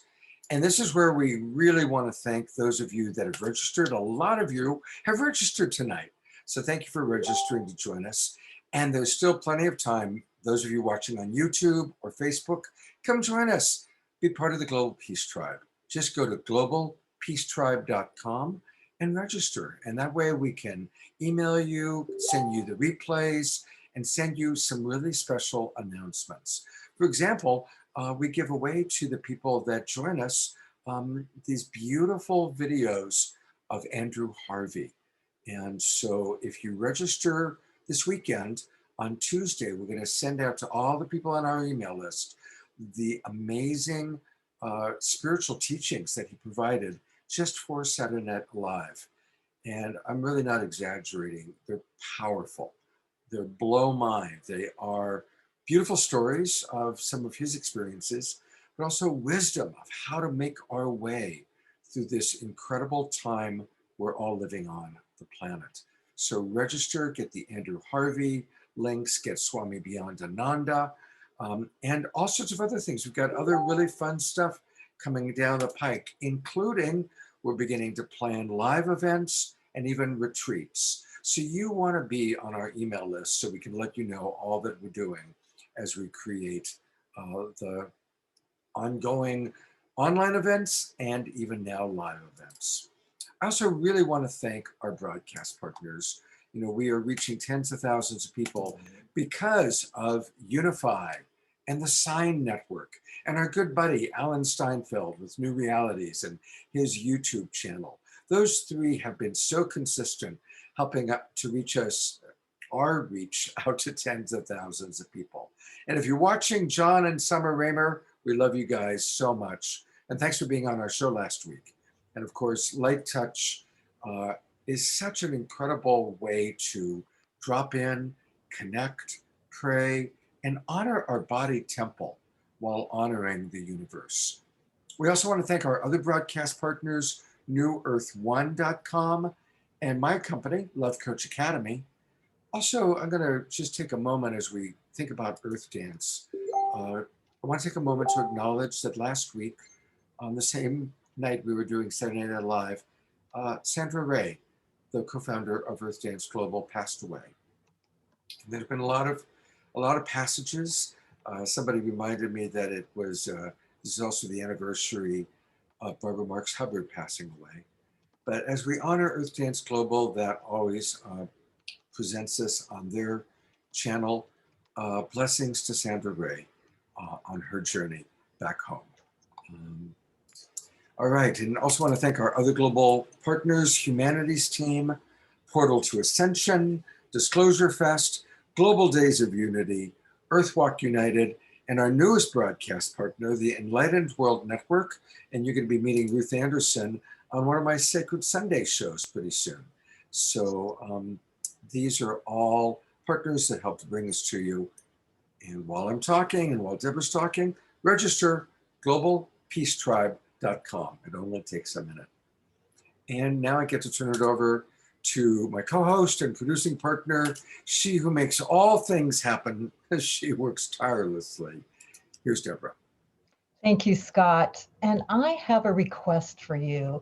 You know, word of mouth is the most golden. So I'd love for you to share season 5 Saturday Night Alive with your friends, family, and anyone you think that could benefit for this. So we have a really incredible promotional video that has all our keynote speakers and our musicians. I'm going to post that in the chat room, along with the link that allows people to sign up for Saturday Night Live, which is our website, globalpeacetribe.com. And I'd really love for you to share it, because that's how we can get out and spread this light and love and wisdom out all over the world. Also, if you'd like to join us, this is really a collaboration of so many people and so much going on. And that's really the power that the pandemic has given to us now, as we're really connecting virtually and working together in high ways. So if you'd like to volunteer and help us, I'm going to post a link in the chat room where you can sign up and let us know your superpowers and what you think you can do to help us as a volunteer. So I'm going to post that as well. If you'd like to sponsor us, or if you have a superpower of doing social media promotion or anything like that, I'm going to post my email in the chat room, and connect with me and let us know how you'd like to support and come play with us and get your product and service out into the world through our medium of Saturday Night Alive. And then also the last thing is our Pay It Forward link, where you can actually gift someone a subscription and pay whatever donation you like. And we, again, really appreciate your donations. It does take some green juju to make this happen every week. And I'm also going to post our GoFundMe in the chat room, because you can also just directly send your green love to GoFundMe, and that gets to us, and we create these amazing shows and get them right back at you. So thank you for all your love, the high level collaboration of us working together. And Scott and I are crazy enough to continue through the summer, I think, so, and bring new things to you, like the workshops and all kinds of things, because that's just who we are. And we appreciate you all. So thank you. Thank you. And you know, speaking of appreciation, I'm going to put the spotlight on a couple of people who don't even know I'm going to do this. I'm going to start with the Mystic Abbott. And this, you know, people always say, who's that really cool guy that's like always dancing? And that's Jerry Anderson. And I'm going to put the spotlight on him in a moment. There we go. Thank you, Jerry. I needed you to do that so I could put the spotlight on you. Oh, there we go. Jerry goes back and forth between the United States and San Juan, Puerto Rico, where he has 10,000 acres and where he is building the Mystic Monastery. And he is one of our new sponsors. You know, he started as a viewer of the show. And one of the times when, you know, Deborah put it out there and said, you know, we're looking for sponsors, he wrote to us and he's now become family. And then people that have seen us on Saturday Night Live are now going down and joining his team as he builds this incredible Mystic Monastery. So just as Deborah put the call out to you, that's how we grow, that's how we build. So thank you, Jerry. And I'm planning on going down to Puerto Rico at the end of June to be with Jerry for a big kickoff event, and we're gonna broadcast live from down there. So it's pretty exciting. Thank you, Jerry. I also wanna acknowledge, again, we started this show, and a few months into the show, Jay Mayer emerged, and Jay and his beloved, beautiful partner, Jan, have become family. He's now the executive producer of the show. She's our senior producer. They create the videos that you see, including one I'm about to play, and they do so much for us. So listen, you can all become a part of this family. Another example is she started as a volunteer. This is Debbie Johnston. And she said, yeah, I want to volunteer. And now we've got her working with us as one of our new producers. So we're growing. We've got a lot of big plans. We want to start doing live events. So we want your love and your support and your help. And a big thanks and welcome to Jay and to Jan and to Debbie and to Jerry, all of whom came in watching the show and are now part of the family. So this really works. And along those lines, let's take a look at a wonderful light touch video to remind us about appreciation.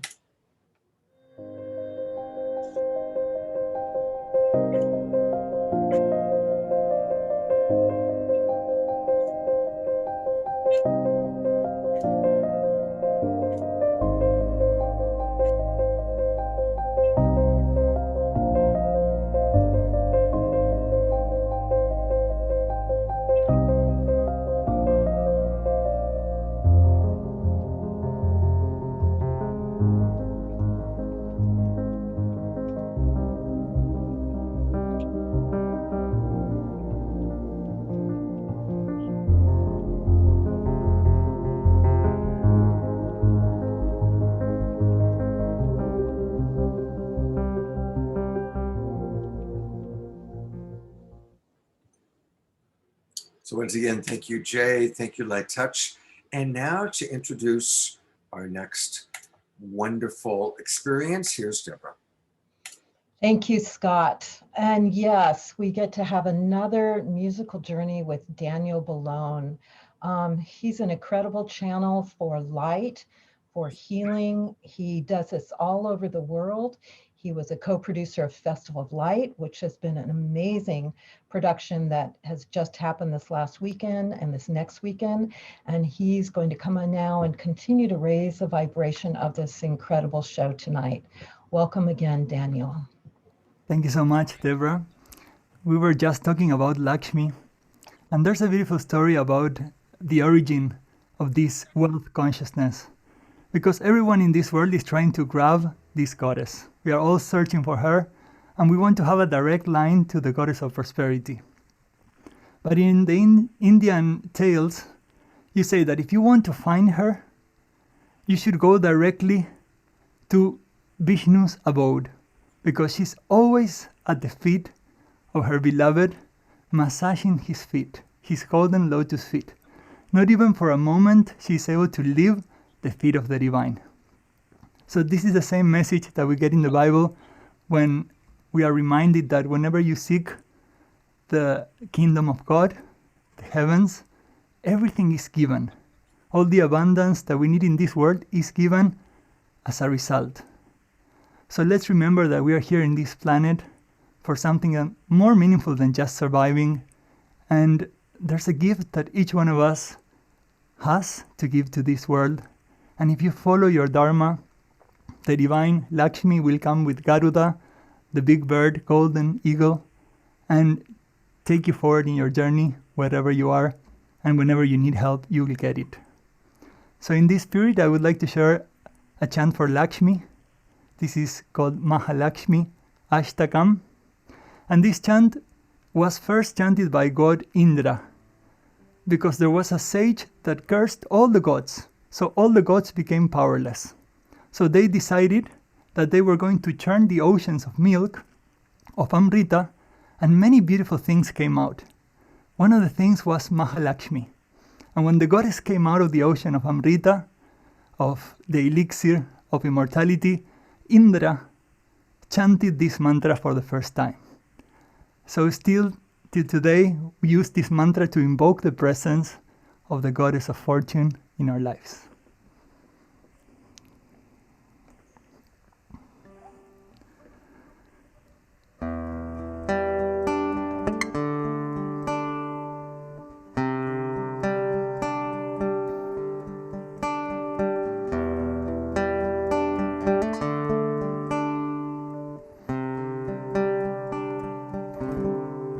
Namastestu Mahamaye Shripite Surapujite Shankha Chakra Gada Haste Mahalakshmi Namostute Namaste Garudarude Kola Sura Bhayankari Sarva Papa Hare Devi Mahalakshmi Namostute Amma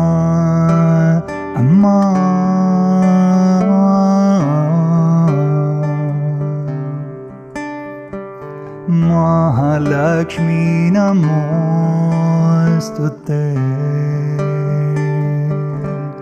Sarvagne Sarvavarade Sarvadushta Bhayankari Sarvadukha Hare Devi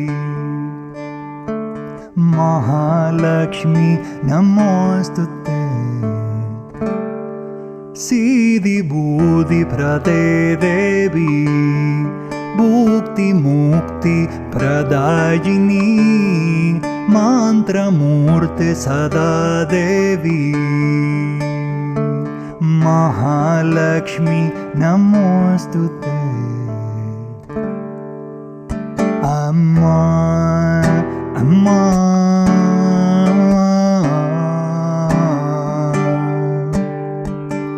Mahalakshmi Namostute Hari Om Amma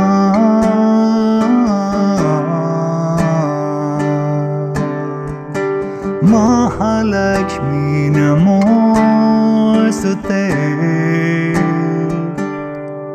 Adyantarahite Devi Adya Shakti Maheshwari Yoga Jay Yoga Sambhute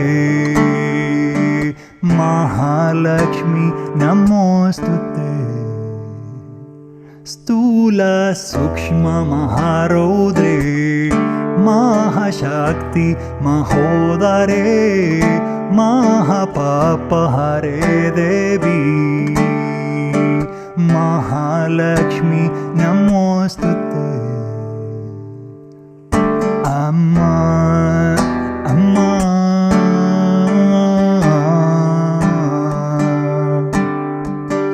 Mahalakshmi Namostute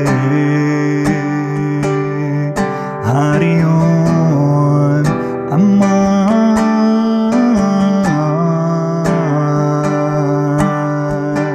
Mahalakshmi Namostute Padma Sanashtite Devi Parabrahma Swarupini Parameshi Jaganmatar Mahalakshmi Namostute Svetam Bharadare Devi Nana Lankara Chite जगष्टिते जगन्मातार Mahalakshmi नमोस्तुते अम्मा अम्मा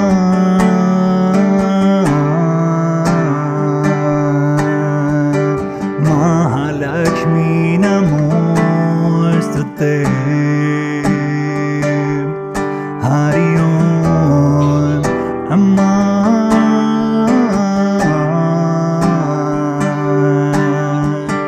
महालक्ष्मी नमोस्तुते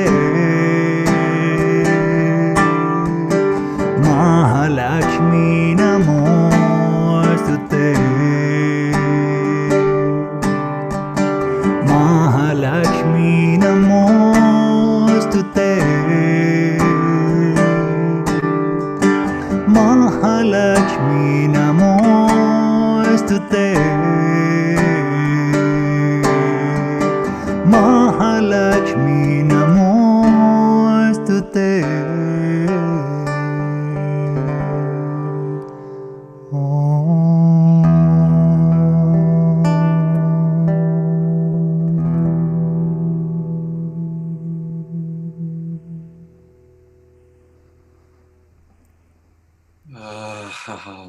God bless you, Daniel. Thank you so much.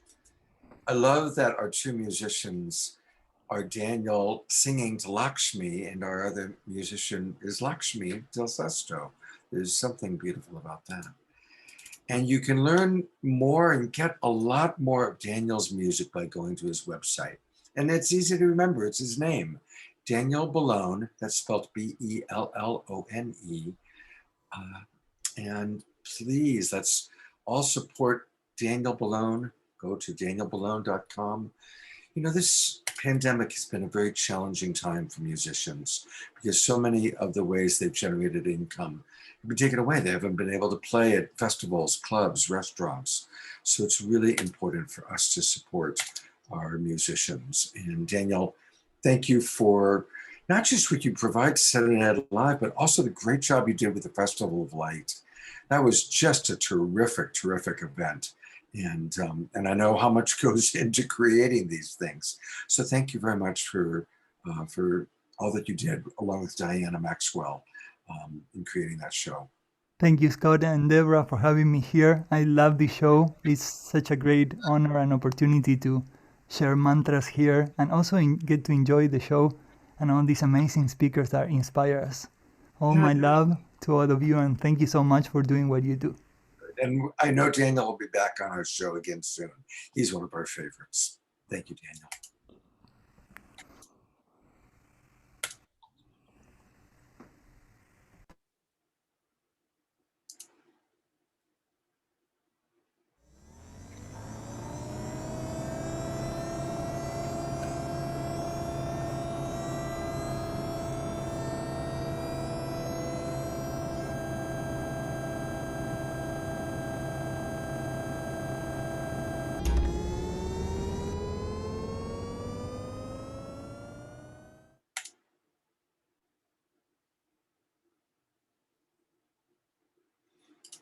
That's right.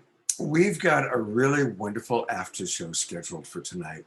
And we've actually just added that Paul Draper, our magician extraordinaire, you're going to see him in the main show, but he's also going to do a second act in our after show. So stick around for that. It's going to be a lot of fun. Well, what I tell you, Lakshmi comes in many forms of abundance. And I think tonight's abundance has been an abundance of wisdom from so many remarkable teachers. And we have still another one for you. I actually just met Jeff today, to be honest, when we did our sound check. And I am really impressed with this guy. He's a spiritual teacher, and he works as an advisor to love-based businesses. And he is absolutely dedicated to bringing forth a world filled with awakened people, communities, and organizations. He assists people in developing their own source connection and capacity for awakened living. Clearly an earth angel, heard the call, hey, you know what? Humankind is on kind of a precipice. Might be a good time for you to come on down and be in a human body, Jeff. And he did. So thank you, Jeff, for the work you're doing. He works with technologies of higher consciousness. He's a member of the Evolutionary Leaders Circle and the Association of Spiritual Integrity, and he's the co-founder of Enlightening Journeys and Expeditions. Boy, I sure would like to take an expedition with them in the external world, but right now let's take an expedition with Jeff into consciousness. Thank you for being with us, Jeff. Thank you, Scott, for the super kind introduction, and I am so grateful to be here with all of you tonight. It's a moving and deeply beautiful experience. It's a form of abundance. It's a form of Lakshmi, of prosperity, and there are, as we know, so many forms of true wealth. And I'd like to name a few, and I'd like to invite you to feel the meaning behind the words and the energy transmission, relationships, sacred places, nature, ecosystems, our source connection, art, music, culture, diversity, spiritual teachings, peace, belonging, and of course, love. And yes, of course, money is included. I would like to honor a few specific gifts of prosperity that are alive for me on this Saturday night. One, this is the birthday of a dear friend and mentor for many of us, a pioneering peace builder, Avon Madison, who co-created Pathways to Peace and helped to establish the United Nations International Day of Peace in the early 1980s. And of course, that has flowered magnificently. And Avon has continued to mentor individuals and organizations, and this is a very, very special birthday for her. I want to acknowledge the land where I am right now. I'm beaming to you from what has been called the Bloodless Valley. This place, the San Luis Valley in Southern California, is where indigenous peoples gathered in the warm months from all around this vast region, and they never fought here. This is a place, a precious place, where there has never been warfare. There has never been a battle here. So the Bloodless Valley has much to offer, and indeed it beams out into the world its transmission. Crestone, Colorado is one place within the San Luis Valley where I happen to be right now.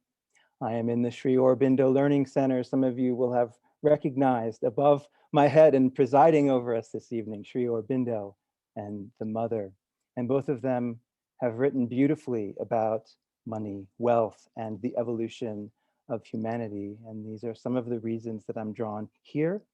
And I want to acknowledge that Crestone is a place of universal embrace. There are 20 to 25 spiritual community centers with lineage holders, all manner of traditions, and they get along. This is a place of peace. And so I offer to the Peace Tribe tonight all of these beautiful gifts, and I acknowledge you, each and every one of you, for your tireless work to bring forth a world of peace, unity, and thriving for all. And I'm here tonight to say that it's working. Last year was, of course, an interesting year. Early on, maybe it was a year ago, I meditated to listen for what might be in store. There were many gifts, and at the same time, it has to be said, there's been a lot of hardship, a lot of suffering, a lot of death. And that may be part of our initiation, but it's hard and it's painful. And at the same time, I could feel something is coming. And I felt that at the beginning of July, there would be a shift into a new pattern, new ways, maybe very old ways as well, of being and relating to one another. And indeed, I did feel at the beginning of July, something tectonic shifted. And because it was deep, the manifestations would take time. But also because it was deep, everything that was out of alignment with this new pattern would come up for us to see. And clearly that's been the case. I also foresaw, I felt that November, December would be a time of beautiful new beginnings, little green shoots that we could nourish as a sacred duty to enable them to become the large trees of the new society and thriving society at that.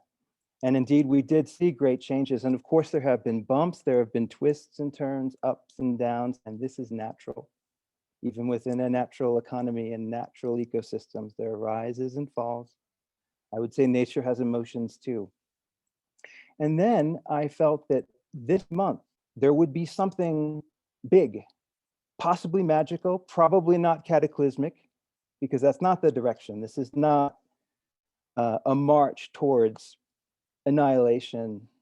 We are not descending into a kind of unproductive chaos. No, something is emerging here. If it's chaos, it's creative. So I didn't get details until last week. And Easter seemed to be very significant, at least for me this year, but it seems for other people this past week has been a time of immense transformation, healing. I could tell you stories of relationships that have been on the rocks for decades that are quickly healing themselves. And our relationship with nature needs to be one of them and is one of them. Yes, money seems to be moving. It's very interesting. I have clients who are having surprising windfalls. And these are people who know what to do with the abundance. And I will tell you something that's slightly uncomfortable because there's so much evidence to the contrary out there still. And that is, I woke up Thursday morning feeling, oh my God, the kingdom, the queendom of heaven, it's here now. I am abiding in it. And as I looked around and I connected energetically with people I know, I felt it's happening for them too. And even people in New York, not just in Crestone, Colorado, people in California, people in between and in hopefully lots of other countries. I know for some it's hard that this is a time when it does not feel like heaven on earth. And I really respect that. And I know we have a lot of work to do, and this community is rising to the occasion. At the same time, I invite us to suspend the disbelief that it, and the belief that it might not be possible.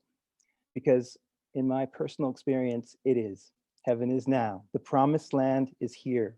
The Satya Yuga is here now, and it's actually a state of consciousness.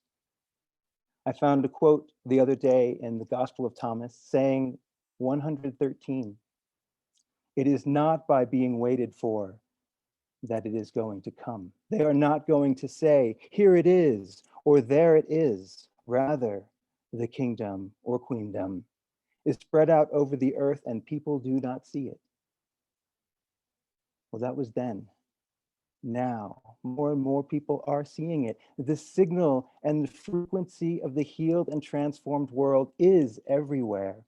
Even if we don't perceive it, it's present. Peace is present, always. And our work is to tune into it and amplify this signal. And we come to the punchline, manifest prosperity in a natural economy, to which I would add, manifest mutually assured thriving. Now, how do we do this? Time may be running out. I apologize, I didn't start my timer. So you can tell me, but I spent 3 years exploring the consciousness of money and learned a lot from an extended deep dive, 21 3-day intensive retreats, 3 online courses, many workshops. Themes emerged, a lot of wisdom and insight. An indigenous man stood up in Australia and said, I see it. Money resonates with the frequency of love, and he let go of 200 years of colonization and oppressive ideas about value and marginalization and deep cultural trauma. So money is not necessarily the root of all evil. In fact, it's not at all. Now, here we can do to manifest mutually assured thriving and shared prosperity in a natural way. Notice the evidence that we are a new reality. And the more we look, the more we see, and the more we energize, and the more it grows. We can realize that life is a mirror of our inner state. This is a spiritual teaching. Life shows us where we have work to do. When we change inside, life tends to reflect back to us that we're on the right path, and that manifests in healed communities and ultimately a healed world. We can realize that money is an aspect of life. It's life, energy, and motion. It's delivering experiences. It's not just dollars and pounds and yen and bank balances and abstractions of value. It's super tangible. So being an aspect of life, money is also a powerful teacher. It's a spiritual teacher, I would say, one of the most powerful. So let's trust life when we do. Life reflects back to us that it's trustworthy because there's a non-duality in this mirroring. We are what we see, but we trust proves itself. That's worthy of our trust. Beautiful. And just a few more points, and I'd feel it must be time to wrap. Trust money itself, because the essence, energy, and spirit of money is on our side. It is. And we will come to know that.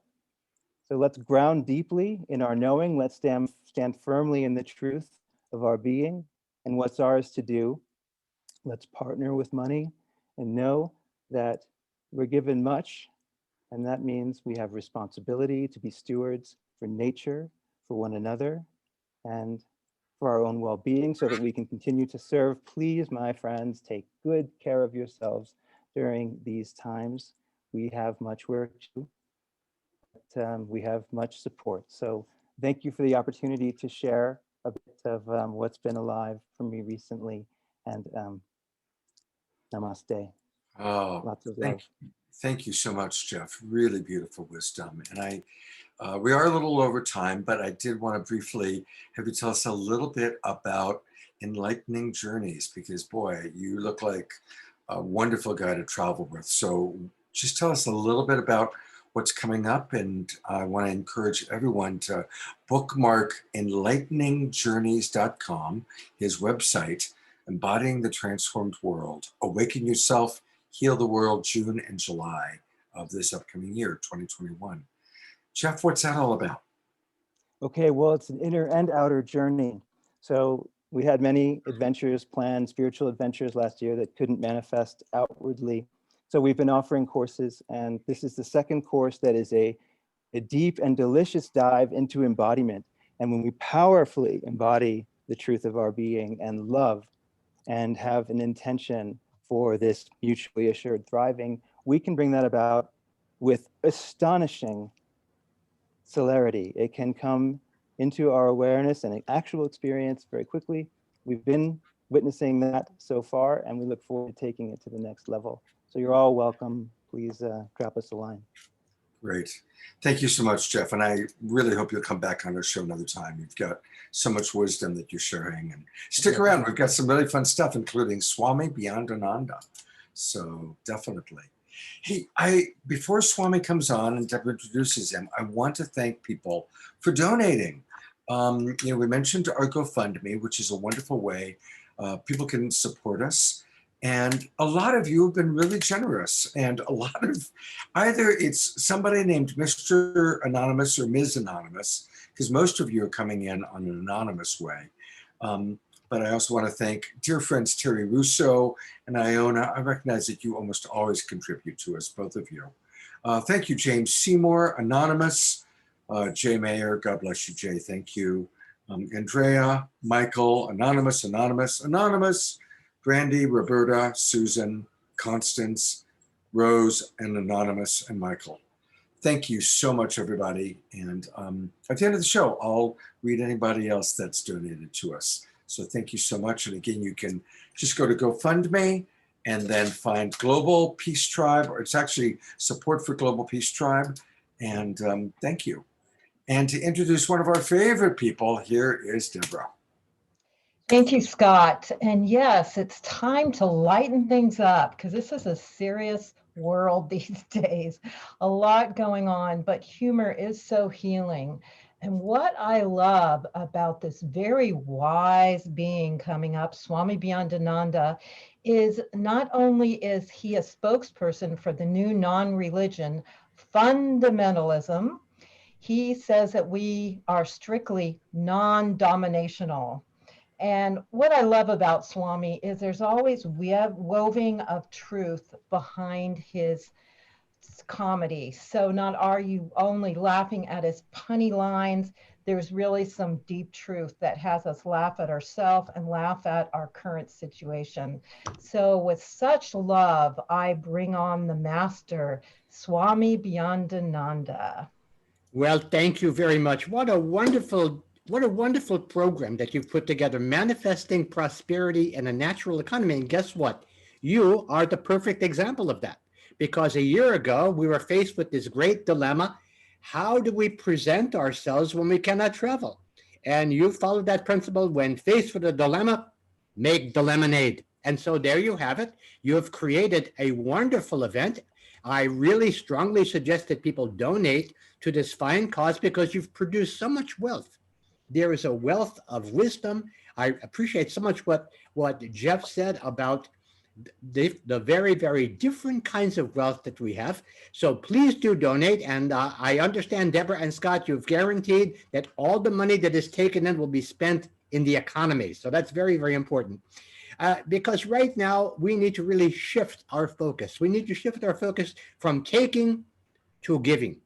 Because if we lose the earth, there goes the GDP. So we have to actually restore the planet. I love the saying that David Corton came up with.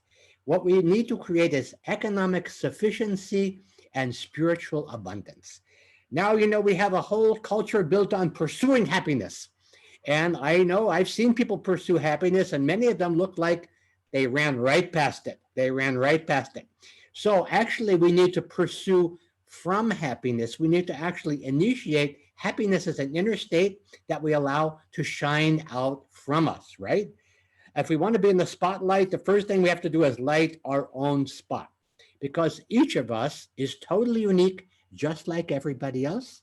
And each of us has been given a unique gift just for entering. So you're already a winner.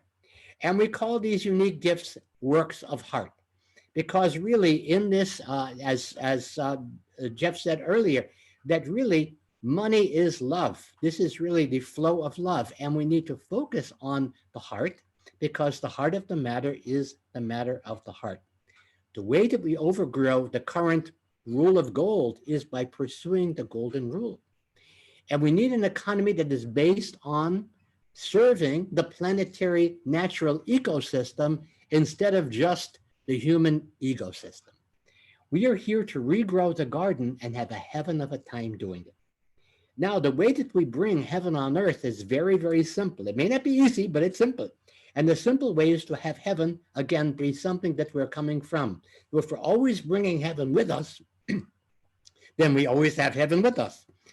And we have to move from the 4 E's of the toxic, what John Perkins would call death economy: exploitation, extraction, extortion, and extinction, to the 4 C's of the life and love economy: collaboration, cooperation, cultivation, and community, where we create good goods and create greater goodness. Now, everybody was started to talk about money. To answer your question, I have no problems with money. Without money, I still have problems, but no problems with money. And, the spiritual masters for many, many, many millennia have spoken of bringing about a moneyless society. And look how many people have a head start, okay? Now we have these 2 conflicting values. We have abundance and scarcity, or what I call it, abundance and scarcity. Scarcity is the fear of not having enough, so that instead of fruitfully multiplying, we stay fruitlessly divided, scrapping over the scraps. Abundance is where we get up off of our buns, move our assets in rhythm and flow, and dance together to create a world that we all want to live in. We want to release this old needy, greedy.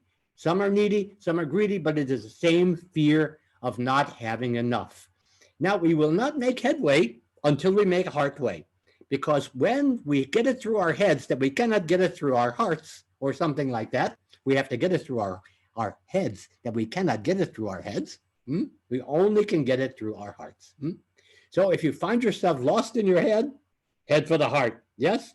Now, we do have the system. Let's face it. We have the casino economy that has been ruling everything, the unchecked, unbalanced power of money. We have trickle-down economy. So the wealth is up there. Some of it trickles down.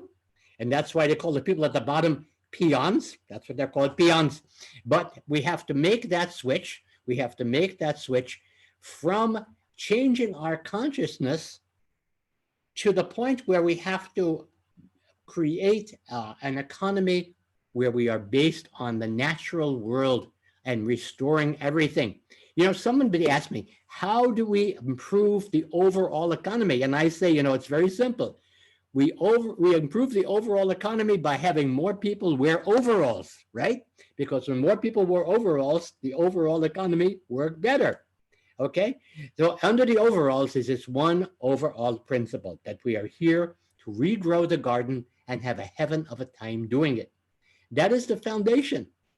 Love the mother, a real economy based on four things, four factors, two of them given by nature and two of them that we humans bring. Nature gives us food from the ground. Nature gives us natural wealth and abundance, manna from the ground. The great agrarian economist, Carl Wilkins, said all new wealth comes from the soil. This is wealth that grows every season. We have wealth manifesting. We need to, the second thing that nature gives us is the energy from the sun. The sun does everything. We need to use our soul power and our solar power. I am so happy to report that right here in Northern California, the start of many, many good things, somebody opened the world's first solar-powered tanning salon. So that's positive news. It's outdoors. And again, we need to bring, as human beings, we bring two things we bring ourselves. We bring love. We bring love of what we are doing. We bring love for ourselves, love for spirit. And that is the flow, the wealth that is coming through this program that Scott and Deborah have been doing for a year now. These are very, very, very powerful things. So we have to look at what is the thing that is powerful that we can use. If we want to be able to be fruitful and multiply, as I said, we cannot be fruitlessly divided. Now, again, two things are happening simultaneously. As somebody mentioned earlier, we have the caterpillar falling apart and the butterfly coming together. We have the deconstruction of a system like the caterpillar that consumes 26,000 times its own weight in the course of its lifetime. We've had a consumer system that is now falling apart from its own weight. And the new imaginal cells of the butterfly are coming together. And this is, again, the peace tribe, the global peace tribe and the global love tribe. So I have come up with a mantra. And the mantra is this. Let's face it, the system is going down, but love is coming up. We're all in the same boat. The Titanic is sinking, and the love boat is the lifeboat, and the lifeboat is the love boat. Thank you very much. Swami Byandananda here saying namaste and namasko. Bye. Thank you so much, Swami. And I want to thank our friend Steve Berman, who's got a lot to do with Swami as well. Yeah, he's never here. I never see him. He's awesome. Well, maybe someday Swami can channel Steve. I think I will do that sometime. Thank you. I'll take my turban off and do it that way. Well, you can get a lot more by going to this wonderful website. And I want to acknowledge that we really enjoyed having Swami. We did a special evening, the State of the Union address with Swami, just on April Fool's Day, April 1st. So for more about Swami and Steve, go to wikipolitiki.com/about the great upswing. And Deborah upwising. Upwising. That's, thank you. Wising, yes, we're wising up. We are wising And up. it's the state of the universe. We don't need the union, the universe, state of the universe. Thank you, thank you, thank you. Thank you very much for Thank you. catching that on my Okay. end for me. Oh my gosh. Well, what a show, huh? And I'm just so appreciating how the wisdom comes to us through comedy, through music, and through amazing speakers. And we actually have another incredible speaker for you. She was actually on our second Saturday Night Live. And I remember when Deborah said, great news, Lynne Twist is going to come and be on the show. It was just like, wow, it was like lifting us up to another level. And it just keeps graduating as we've added more and more amazing speakers. She's been on our show 3 or 4 times. One of my favorite things is Lynne even said, you know what, Scott, I watch your show even when I'm not on it. So that's one of the greatest compliments we've gotten. Lynne wasn't available to be with us live tonight, but she was very, very gracious in recording an amazing talk with us about this topic. So I invite you to really kick back and get ready for some powerful wisdom from the woman who wrote The Soul of Money. Here is Lynne Twist.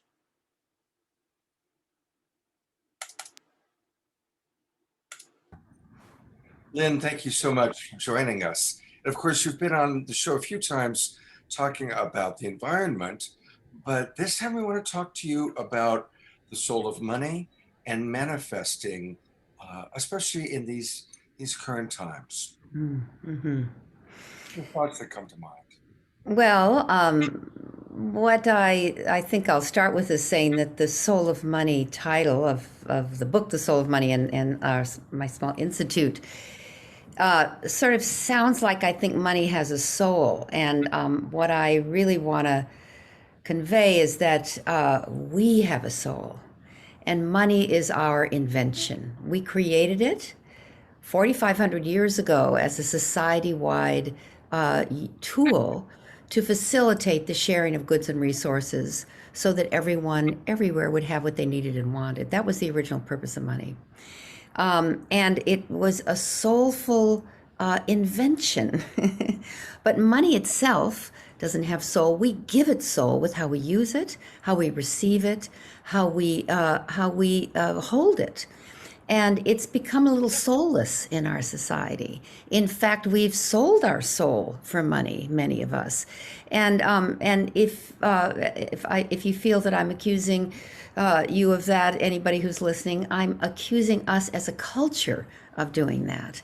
And the culture is very, very, very powerful, the culture of money. So it's not your personal rainstorm if you're anxious about money and upset about money or feel wounded about money or feel like you've made some wrong decisions about money. It's not your personal rainstorm. That rainstorm's raining on everybody else too. In fact, one of the great privileges I have is working with some of the wealthiest families in our country, in our world, and they too are in some sort of scarcity mentality about money. You would think after several million or hundreds of millions or several $1 billion or many billions of dollars, you wouldn't have a scarcity mindset anywhere near you about money, but people still do because it's the water we're swimming in. It's not you, it's not me, it's the culture we live in. So what the Soul of Money Institute does and what hopefully my book does and what I'd like to do now is let people know that we have a culture that's put money in the foreground and our humanity in the background. It's put money, made money more important than the environment, more important than human life, more important than spirit or God. Our culture's done that. So it's confusing to live in a culture where we know that's not true, where we know that nothing's more important than human life, nothing's more important than the natural world, and that we, even though we take actions in this culture, all of us, that are consistent with making money more important than the natural world or more important than human life, it's not consistent with who we are. So the suffering around money comes from that lie, not from you being bad or wrong or making terrible mistakes around money. All of that, yes, maybe starts to haunt all of us, but it's really because the culture's in a whole network of promises that'll never be kept around this thing called money. And when we put money in the background and our humanity in the foreground, we put our fear in the background and anxiety in the background, and our love for nature, for one another, for being of service, making a difference with our life in the foreground, things start to flow, including money, including money. Prosperity, the word prosperity is about well-being. It's not necessarily tied only to money, although money can be very helpful with well-being. But prosperity is really thriving in your own life, knowing who you are, the work that's done every Saturday night with you, Scott, and all the people who put on that wonderful program. And so if you put your focus there and you know that appreciating your life, being grateful for your life, grateful for your relationships, and then having money be useful in fostering and fomenting that expression of your humanity, then you'll realize that you have enough money rather than thinking you don't have enough. That mindset, even though, it's very, very real. I understand that, particularly during the pandemic. But what I can help you with is the mindset that has you and I and all of us be suffering in our relationship with money rather than appreciating whatever money we have and using it in a way that's consistent with our humanity. That allows you to prosper. The term well-being comes really from the well of being that is infinite in every life. And that's the true source of wealth. Even the word wealth comes from the origin of the word wealth is well-being. So nourishing your own well-being and the well of being in other people in a way that allows financial resources to flow through our life and then to where they're needed most is the kind of economy, is the kind of future, is the kind of present that will have us be in touch with our natural prosperity. And when we're in touch with that, then what you appreciate appreciates. What you give gratitude for grows, and what you put your attention on flows. So those are just some of my words about our relationship with money and prosperity. That's beautiful. And I'm really hearing the importance of focusing on gratitude and what we have, as opposed to focusing on deficiency and where we have scarcity. Mm-hmm. Yeah. There's a wonderful principle that I like to make sure people know, and I call it the principle of sufficiency. And that is if you let go of trying to get more of what you don't really need, which is what we're kind of brainwashed to want more of by advertising and marketing and the money culture. If you let go of trying to get more of what you don't really need, it frees up oceans of energy all tied up in that chase to turn and pay attention to what you already have. When you pay attention to what you already have, when you nourish what you already have, when you love what you already have, and when you share what you already have, a miracle occurs. What you already have expands. What you already have expands. That's the principle of sufficiency, not the principle of abundance, the principle of sufficiency, the exquisite experience of knowing that you have enough, you are enough, and you live in a world where there is enough, and then all you want to do is share. So that's a principle I wanted to also state. Oh my God, beautiful. I mean, those are like affirmations. I have enough, there is enough. I share what I have. I think that's right here. You've had one of the unique combinations of knowing people that are very wealthy and being down in South America with your work with Pachamama. I'm curious what you've personally learned from that incredible diversity of culture. Well, I also worked for the Hunger Project for many years, for half of my life, really, and now in the Amazon rainforest. So when I worked for the Hunger Project, I spent a lot of time with people in conditions of hunger and abject poverty. And one of the reasons I say what I'm saying now to you, Scott, is that I learned from those people, the people who often we're sort of brainwashed to feel sorry for, that they're not poor. In fact, when we call them poor, we demean not only them, but we demean ourselves because we can't see who they are. Circumstances of poverty and hunger and war and oppression are terrible. I don't wish that on anyone. However, what happens in those circumstances is that the circumstances are poor, but the people in them are not poor. In fact, sometimes they're the strongest, most resilient, most creative people I've ever known. They may not know how to read and write because they never had that opportunity, but their creative skills, their love for their family, their resilience, their capacity to call on their inner strength, since that's in many cases all they have, is super inspiring.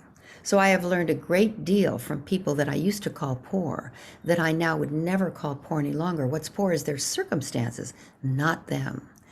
And in the Amazon, I'll say, I've learned from indigenous people who are very much in tune with this distinction of enough. Now, in a consumer culture, a culture that promotes scarcity, the experience of enough is almost not possible. You don't even know that it happened. You go from not having enough to wanting more, and there's no moment where you actually realize, oh, I have enough. And enough is not even an amount of anything. It's not halfway between not enough or and way more than you need. It's a way of being in the world. And the indigenous peoples of the Amazon that we work with are living in absolute, total, radical contentment and sufficiency. They're not living off the forest or from the forest or even in the forest. They are from the forest. They are of the forest. The forest is who they are. So they're always in absolute, total contentment and enoughness. They never take more than they need. They can't even imagine doing that. If someone takes more than they need, they send them to the shaman. They think they're mentally ill because they are in total communion with the universe. There's so much to learn from them. Another thing that I'll also say, that for them, the ethic that's the highest is the good of the community. And then individuals thrive within the wholeness, the thriving, the health and well-being of the community. We in the modern world often individuate so much that we individuate at the expense of the community. They don't individuate like that. They're devoted to the health and well-being of the entire community, which ends up taking care of you. But you don't do it for that reason. You do it because of Ubuntu, like in South Africa. It is, I am because you are. So those two ways of being I have learned from people in conditions of hunger and poverty, and also people in the rainforest. And from people of enormous wealth, I've learned that it's not all it cracks up to be. It's as any dysfunction that's in your life gets exacerbated and amplified by great wealth, it doesn't resolve it. So as wonderful as some of those people are, they have their problems too, and their problems are amplified by the wealth rather than resolved by them. So those are the lessons from those three populations that I have to share. Lynne, thank you so much. That was the quickest 11 minutes of my life. Thank you so much. Thank you. My pleasure. Wow. I mean, what a blessing to have that incredible wisdom. You know, this is one of those shows that I want to invite everybody. You know, you can go to Global Peace Tribe page on Facebook or the Love Coach Academy page on Facebook and save the recording. Share this with other people. And all of you will be getting a replay on Monday. Deborah sends it out every Monday. And that's a great, because this is really one of our best shows. So much wisdom, and yet the music and the comedy really mixing it up quite beautifully. And I'm certainly learning a lot. Of course, I've seen that video because I was there, and then I've watched it twice. And it's just, I want to just take in the wisdom that Lynne and John and Jeff and the others have shared with us. So there's more. And to tell us what's next, here's Deborah. Yes, thank you, Scott. And yes, now we get to ground all that wisdom from Lakshmi, our amazing songstress that's with us tonight, a very deep soul sister in our community. I totally love her music. She has been around the world on festivals sharing her creativity and her songs and her beauty, and I just love her so much. Thank you for being with us, Lakshmi, with such an important and appropriate name for this show. And let us raise the vibration again with all that we've been gifted from this wisdom with your beautiful music. Thank you, Deborah. I'm so honored to be here, honestly, with some of my favorite speakers and hearts and minds, and Lynne Twist is certainly one of them. I learned from her about 10 years ago through her book, The Soul of Money, about the principle of sufficiency and the energy of enough, and how this energy of sufficiency and enough is truly a form of abundance. Often in my mind, when I think of abundance, I imagine a rainforest, so in alignment with what Lynne was saying too. I feel like the rainforest has everything. It provides so much abundance. It has fresh air and clean water. It has all the herbs we could possibly need to heal medicines, food dripping from the trees, and negative ions from the running water. Everything for a human to feel abundant in this concept of enoughness. So I want to sing this Hawaiian song. I lived on the Hawaiian Islands when I was 16 and a few other times.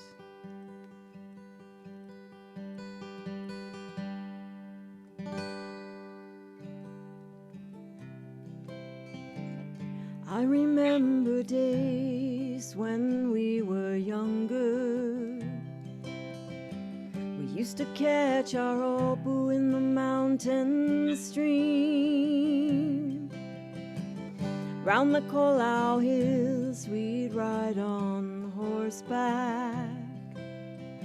So long ago it seems it was a dream. Last night I dreamt I was returning, and my heart called out to you. But I fear you won't be as I left you. Meke aloha ku'uhome o ka'alu'u. I remember days when we were wiser, when our world was small enough for dreams. And you have lingered there, my brother, and I no longer can, it seems. Last night I dreamt I was returning, and my heart called out to you. But I fear you won't be as I left you. Neke aloha ku'uhome o ka'alu'u. Change is a strange thing, it cannot be denied. It can help you find yourself or make you lose your pride. Move with it slowly as on the road we go. Please do not hold on to me, we all must go alone.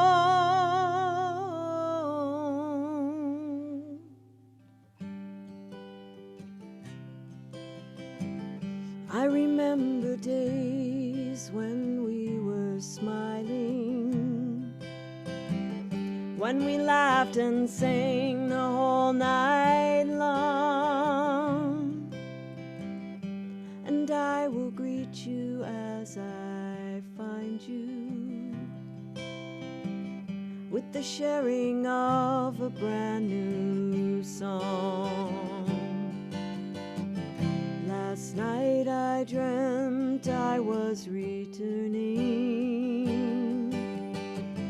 and my heart called out to you, but I fear you won't be as I left you. Ke aloha ku'uhome o ka'alu'u. Ke aloha ku'uhome o ka'alu'u. Ke aloha ku'uhome o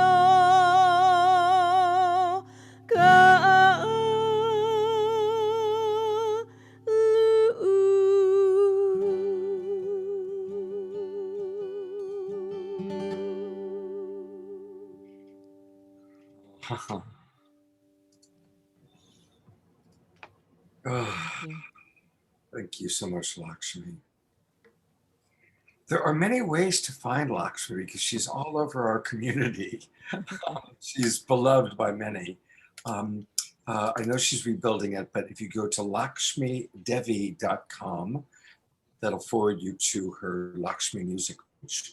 So that's one way to find out more. Again, lakshmidevi.com. And another way that a wonderful part of our community is the Holy Love Institute. And we, no, not anymore. That doesn't. Huh? It exists, yes, It absolutely. does exist. Yes, yes. Okay, you were shaking your head. I thought, uh-oh, I'm making a mistake here. So if we go to holyloveinstitute.com and click on their teachers, you can find Lakshmi there as well.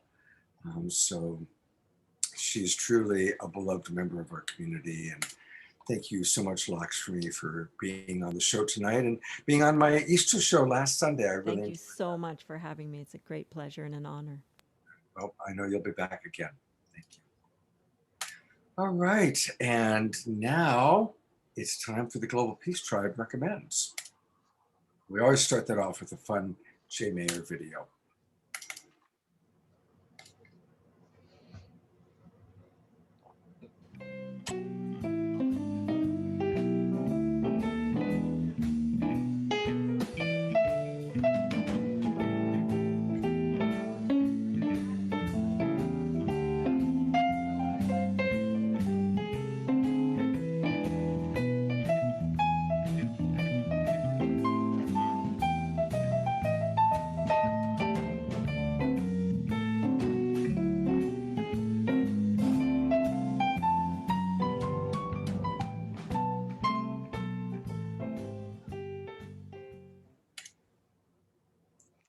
And this is a time of the show where we get to share some really important resources, especially those that are now available because of all the online programming that's available and that's sprung up over this last year.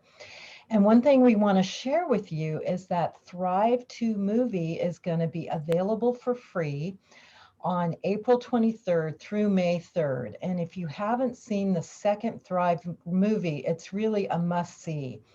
Thrive 2, This Is What It Takes. It really brings behind the scenes with the people and the inventions that now have the power to transform our lives. And abundance is really being receptive also to the incredible inventions, new technologies, and the potent solutions in energy, health, consciousness, and all kinds of self-organizing.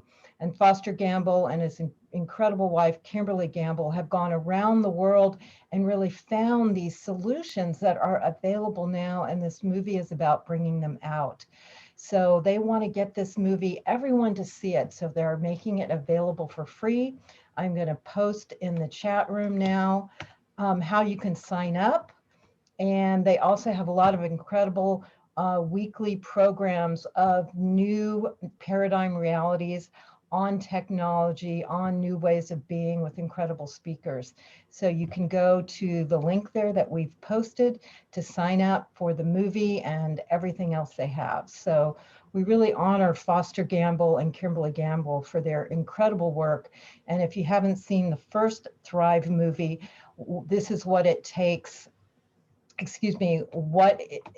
the first Thrive movie is What on Earth Will It Take? That one also is a must-see. And you can get all that by going to the link in the chat room that I'm posting now. And Scott has a few more things to share with you. I do. One of the things that I've been doing, I also started several shows a year ago, not knowing this was going to last so long. So in addition to this show, every Friday night, I have a show called Straight Talk that I collaborate with my teaching partner, Trish Wright on. And every Sunday morning, tomorrow morning, I do my Sacred Sunday show. And I really want to invite you to participate in what we've got planned coming up. Because almost always I take people that I've met through Saturday Night Alive or people that I really want to go deeper with. And just about every person I've seen tonight, I've got, oh, I got to have them on Straight Talk. I've got to ask them to be on Sacred Sunday so we can go deeper. And tomorrow morning is a perfect example of that. A few months ago, we had Cynthia Tina on our show on Saturday Night Alive, and she's traveled all over the world. She's the co-director of the Foundation for Intentional Community. So she traveled all over the world and visited all these different intentional communities, shot photos, video, and so she's my exclusive guest tomorrow morning. And she's going to really take us on a trip around the world. And I know that a lot of you are interested in intentional community. Of course, I think a lot of you might end up at the Mystic Abbots intentional community in San Juan, Puerto Rico. So tomorrow morning, please join us. And Cynthia's a delight. You'll really enjoy meeting her. And so really want to encourage you to come join us tomorrow morning. Sacred Sunday show, 10 a.m. Pacific time, and Deborah's putting the link into the chat room. Thank you for that, Deborah.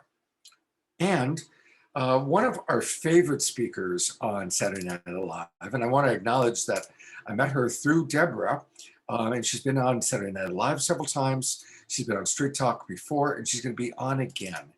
I'm talking about Elizabeth April, and she is a dynamic voice. And she has a brand new book that just came out called You're Not Dying, You're Just Waking Up. What a great title, huh? How many of us have felt like, oh my God, I'm dying, my life is dying. Now I think our whole planet's waking up. And so next Friday night on my Straight Talk show at 7 o'clock Pacific time, Trish and I are going to spend a good 60 to 90 minutes just with Elizabeth April diving deep. So please do join us for that. It's going to be a lot of fun. Elizabeth is a hoot and very wise and quite an important voice.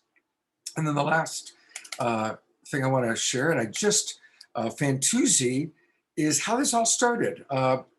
Before the pandemic, Deborah was going to host a live benefit concert with Fantuzzi. The pandemic came along. She realized she had to switch to being online. She asked me if I'd help out. And that's how Saturday Night Alive started. I've since done several rainbow concert gatherings with Fantuzzi, and we just agreed to do another one, and it's going to be on Thursday night, April 22nd. So mark it in your calendars, Thursday night, April 22nd, from 6 to 9 p.m. Pacific time, same time as Saturday Night Alive, but different night, Thursday. And Fantuzzi and many of his friends, and he always has people like Johnny Levi and other amazing musicians that join him for our online rainbow gathering. And we're going to be celebrating Fantuzzi's new single, Dos Alas. So definitely join us on Thursday night, April 22nd. It's going to be a lot of fun and very, very cool. Amazing. Just so many remarkable things going on online, and it's really fun for us to be able to share those with you. And we've had wisdom through music, wisdom through speakers, we've had wisdom through comedy, and now we get to have wisdom through magic. You know, whenever we have an important topic, we have a lot of magicians who we work with, but when we've got an important topic, I go, oh no, this is a Paul Draper show. Because Paul, God bless him, finds a way to connect his magic to our topics. And as I put the spotlight on Paul, I also want everybody to take a breath and just appreciate this guy every day since March 20th, 2020, over a year, every day, he's done at least one benefit show for underprivileged. children, youth, senior citizens, people that are struggling. Every day, he has not missed a day. He's done a free show for somebody or a lot of somebody's in need. So God bless you, Paul. You're a good man. Yeah, and if anybody in the audience here, if you have a Title I school, a homeless shelter, a women's shelter, anybody who needs magic that have lost family members from the pandemic, I will do a free show for them, one show a day. We just have to find a day that's booked out and I'll do it. So you can write me at paul@pauldraper.com. But the background, I grew up on a little teeny farm, a little family farm that was in my family for multiple generations. We had a couple of cows, and this is a milk bottle, a reusable milk bottle. We used to deliver milk to people's houses. I remember when I was very little, one of the first things I learned to do was go out every morning and milk the cows and learn how to make music, right, with a milk bucket. My grandmother had a great story. She also grew up on this little farm. She said that when she was a little girl, she saw the aspen leaves changing color, and she saw them, they're round like silver dollars, and they're green like cash. And she said, if only, she grew up during the Depression, she said, if only I could pick those leaves and give them to my father, then we'll get through this depression and we'll be fine. Because you know the old saying, money grows on trees. And just like that, you reach up and you grab, I don't know if any of you are old enough to remember, that's an Eisenhower dollar right there. You grab a dollar and another, and another. They just grow on trees right there, and another, until you start to have a little bit of money. This was her dream, that maybe she could get enough money off those trees to keep her family safe through the pandemic, through the depression, through any bad thing that happened, a little bit of real money. And she took all of that, all of those leaves into her father. And her father said, yes, Ruthie, yes, you are saving the family with that money right there. And he poured out all the leaves onto his lap, and he said, thank you, sweet sisty, Ruthie, for making this happen for all of us. Of course, that money wasn't real money, it was just aspen leaves. But he knew that what was really important was that they were a family, that they had ground and that they were growing vegetables and fruits, taking care of their animals and giving them love, and they had enough, and they got through that pandemic. All of us, I mean, we're human. We're human. This is a box. I don't know if you can see the color well. That's navy blue right there. All of us, if you're a Star Trek fan like I was growing up, there was a character named Q on The Next Generation. And he said, you humans, you're just big bags of mostly water. That's true. We're 80% water and a little bit of carbon. So make sure to drink enough water or you'll be in trouble. But inside that 80% water, we have a bright light. We have a bright light that is our core. We have a bright light that is who we are on the inside. And we all know that. But not all of us know that we can allow that bright light to shine, like one of the speakers who comes on here regularly is so famous for saying. We don't have to hide that bright light as a small, tiny little, minuscule part inside of us. No, the truth is our corporeal being, that water and that little bit of charcoal, right? That is the little piece inside of us. The big piece is that bright light that we manifest and shine and give to the rest of the world. It seems so impossible until you see it done. And so everyone out there, here, let me have a slight change of scenery. I'll move the table over here just a little bit. So everyone, I implore you, I was in trouble at the start of this pandemic. At the start of the pandemic, I was performing at Disneyland, and they shut down the park, and I had $500 to my name. And I drove to the dentist with my girlfriend who needed some dental work done, and they needed $400. And I cried and said, I can't do it. And I decided to start giving myself away to do these free shows. And from those free shows came enough money, came enough for all of us to have what we needed. Here are 3 coins. Watch, I'll make this one jump from there to there, from there to there. You ready? 3, 2, 1.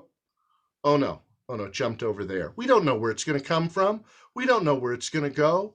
We just know that if we open ourselves up to make it possible, it disappeared. Should I be stressed? Should I be worried? Should I be frightened? Should I cry? Here, don't worry, I'll put it right back over here. So now I have 2.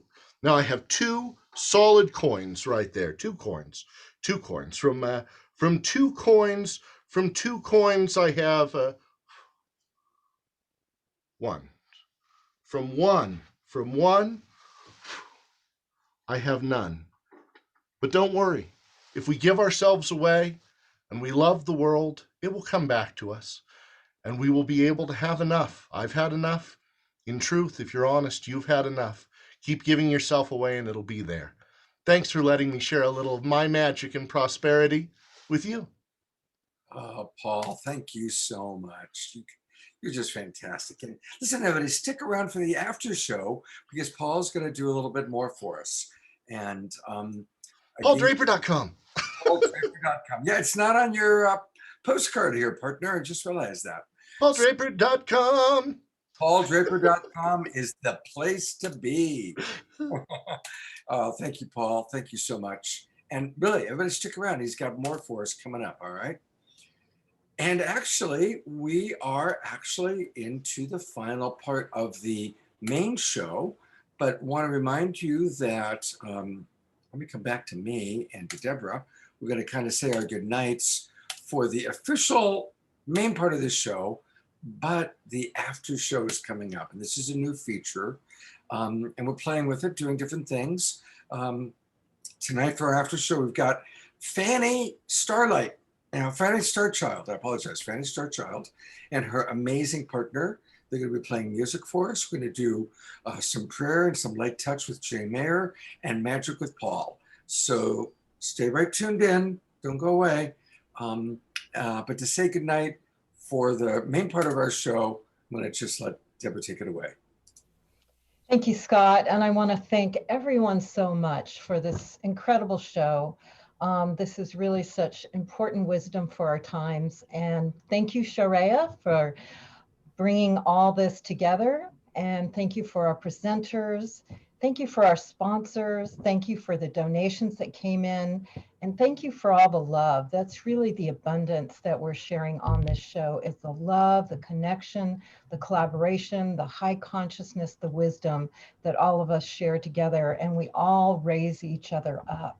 So much gratitude. And thank you to you too, as well, Scott, for all that you do. Thank you all. God bless you. And let me tell you, everybody, Deborah works so hard to make this show happen. So big blessings to you.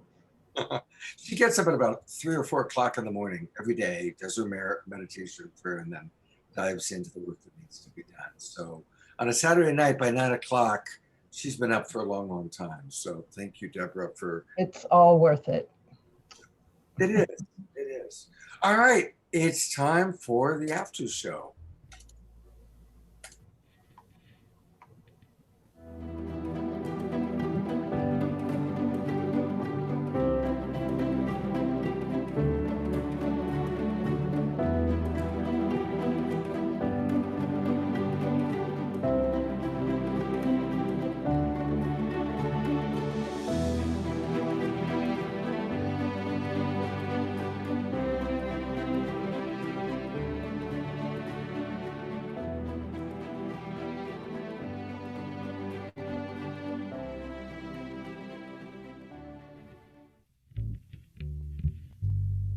Yeah, so tonight we've got a few things happening. We're going to have 2 musical pieces by Fanny Starchild, and we're going to have a prayer for peace and some meditation with Jay Mayer and some light touch, another song, and we're also going to have some magic.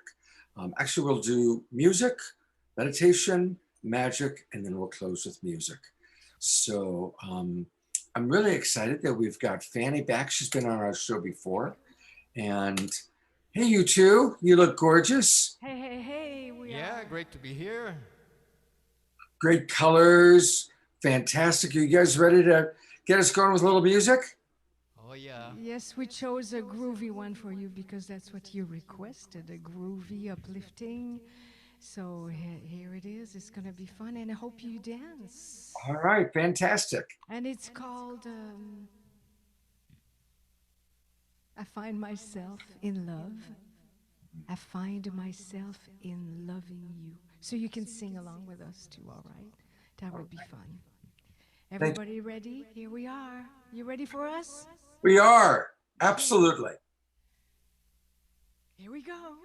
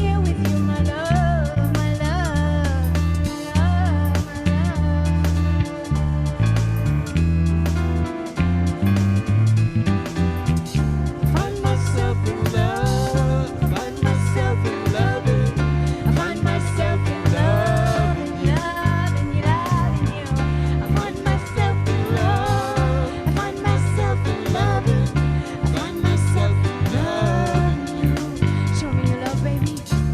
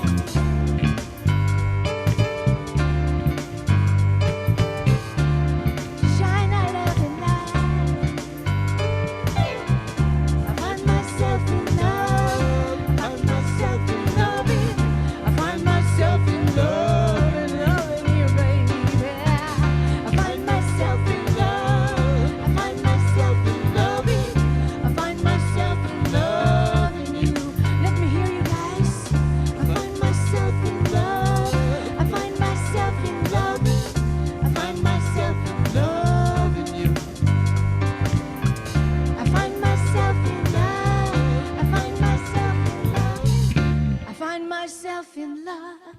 I find myself in loving. I find myself in loving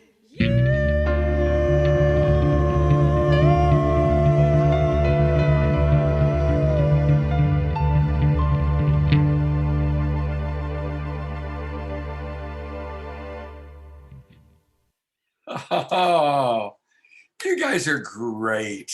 Thank Just you. fantastic. And I love that bass that you were giving us for Gary. Thank you. Thank you. Nice little bass solo in there. Yeah, well, Yeah, such an and I honor to want be on this show. you know how good you guys are. I want to acknowledge that the Mystic Abbott, who's way on the East Coast, I'm going to put the spotlight on him, and Gwenevere Bridge, who's also in Nashville, way out there. They're like on East Coast time where it's after midnight, and they're grooving and rocking away to your music. So that's always a good sign. We're humbled. Oh, well, Thank you you guys much, rock. Hey, they've got a few websites they're going to show tonight. And tell us about this first one, your mystical harp music.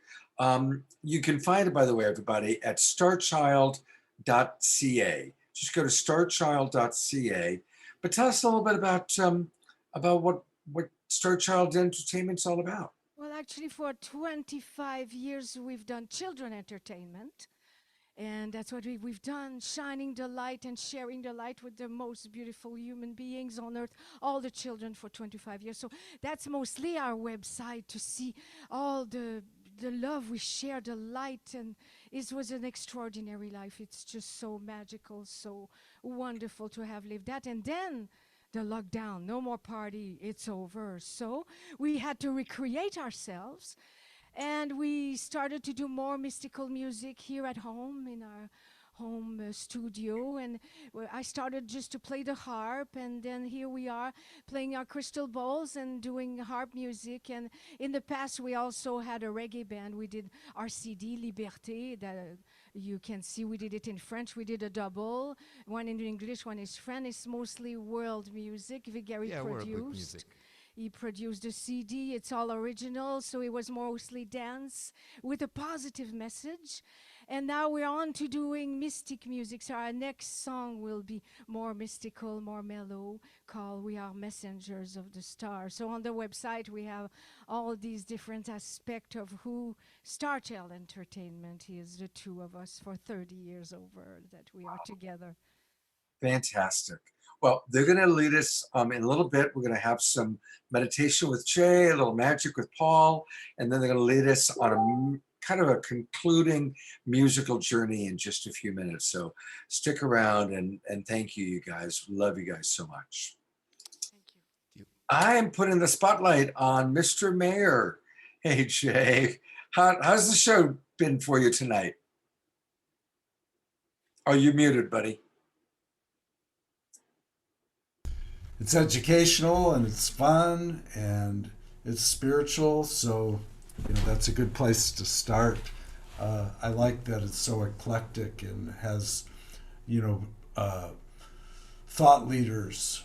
This planet needs thought leaders, and that is really the hope for the future, because we're coming out of a draconian age, and this new age is with the advanced Aquarian thinkers, where it's an us consciousness, and it's not us and them, it's us. So it's really important. And one of our practices with light touch is we bless each other. We have a group and we all bless each other, and that adds quantumly. I like to use feathers because feathers, who doesn't love feathers? That's a good way to actually activate your electromagnetic field in your bodies. That's why it's called light touch. And since we're the global peace tribe, it's really important, that we really can be the peace leaders in the whole planet. And that's the goal of this, is to grow and to reach more and more people with our positive message that the earth can endure, forever, and we can get better, and we'll find things in space. helium-3 that's on the moon. Like even an ounce of it's costs $1 million here, and on the moon they're going to bring it back, power whole cities with just a little bit of helium-3. So I'd like to pray for abundance for everyone here, and anyone who would like to, you can make a connection however you like to with yourself. You can touch, the hair on the back of your neck. There's a little tingle there. Your clothing, touching your body, a little tingle. That tingle is magical. It's there all the time, and it's one of those places where the angels recognize that tingle. The indwelling spirit recognizes it as a place where positive messages can flow to the self. So we thank you for blessing everyone here with your best blessings. And we just circulate it around, so hundreds of people are circulating blessings to each other and to our needs. If we see people in our minds that need help, we let those blessings go to them and keep, increasing in power. And every night from 7:30 to 9 o'clock is like a moment for peace, Pacific time. Anyone can just think peace in the world, and divine love over our finances. That's a beautiful meditation for divine love over everyone's finances here. And may we receive the gift of divine love and exponential financial blessings, which is, not having to worry month to month. That's the beginning of exponential, is that, you can cruise for a year and travel and give to those less fortunate. So that's the real key to abundance is, the richest people are oftentimes philanthropists. So, thank you for blessing this meditation. We feel everyone with their hearts and their souls and their light, inner light. We all bless each other. This is going to be like the best of times. We can do this every day. So you can contact me at light-touch.me, and would love to hear from you. Thank you. Great. Thank you so much, Jay. And thank you, Jan, his wonderful partner, and our mystic abbot all the way. Goes back and forth between Puerto Rico and, of course, Gwenevere, also our Saraswati representing that. And I also just wanted to bring up briefly, there's one of the many thousands of images of Lakshmi, beautiful, beautiful Lakshmi. All right. Mr. Paul Draper, if you can hear me, please turn on your camera because it's your time, buddy. It's my time. I get to play again? Okay, so I've got a book. I've got a book with pictures of rockets because rockets are awesome. We were just talking about rockets and going to space. Jay, you inspired me. We're going to bring it down from space and help people. Now, look, this is a history of rockets. There's the bumper rocket. You remember that one from the U.S.? The Mercury, the Soyuz. That's when the Russians came in and took over, right? The Saturn V, the Houston rockets. They count. They're rockets. There's the booster rocket, the shuttle right there, the all that Johnny Rockets, delicious, unless you're a vegan. Do they do vegan? Do they have a vegan burger? Okay, the Falcon, the Rockettes, my favorite. Now, the fun thing is in space, there's no up, there's no down. Everything's all right. No matter what you do, it's all right, no matter where we go. And just like that, the rockets are always upright. There's the bumper, there's the Mercury, all of them are still flying right up into space, just like that. Now, what's really weird, you can turn it completely on its side like this. You can see the picture on the front is going down, but inside, they're all going the correct way, just like that. All of them shooting straight up. We are all going the right way together. All of us the right way together. So it's so fun to get to come on and share magic each time. Do we have somebody in the audience who doesn't know me that be willing to play? Anybody willing to play? I'm suggesting the Mystic Abbot. He raised his hand. The Mystic Abbot? Hello, Mystic Abbot. I didn't see your talk. What do you do? I'm just journeying along with the journey every night. Oh, that's so cool. Okay, I have a prediction here. We're going to do a couple of predictions. I have a prediction in here. I have a prediction written on the back of this envelope, but we're going to get to that in a second.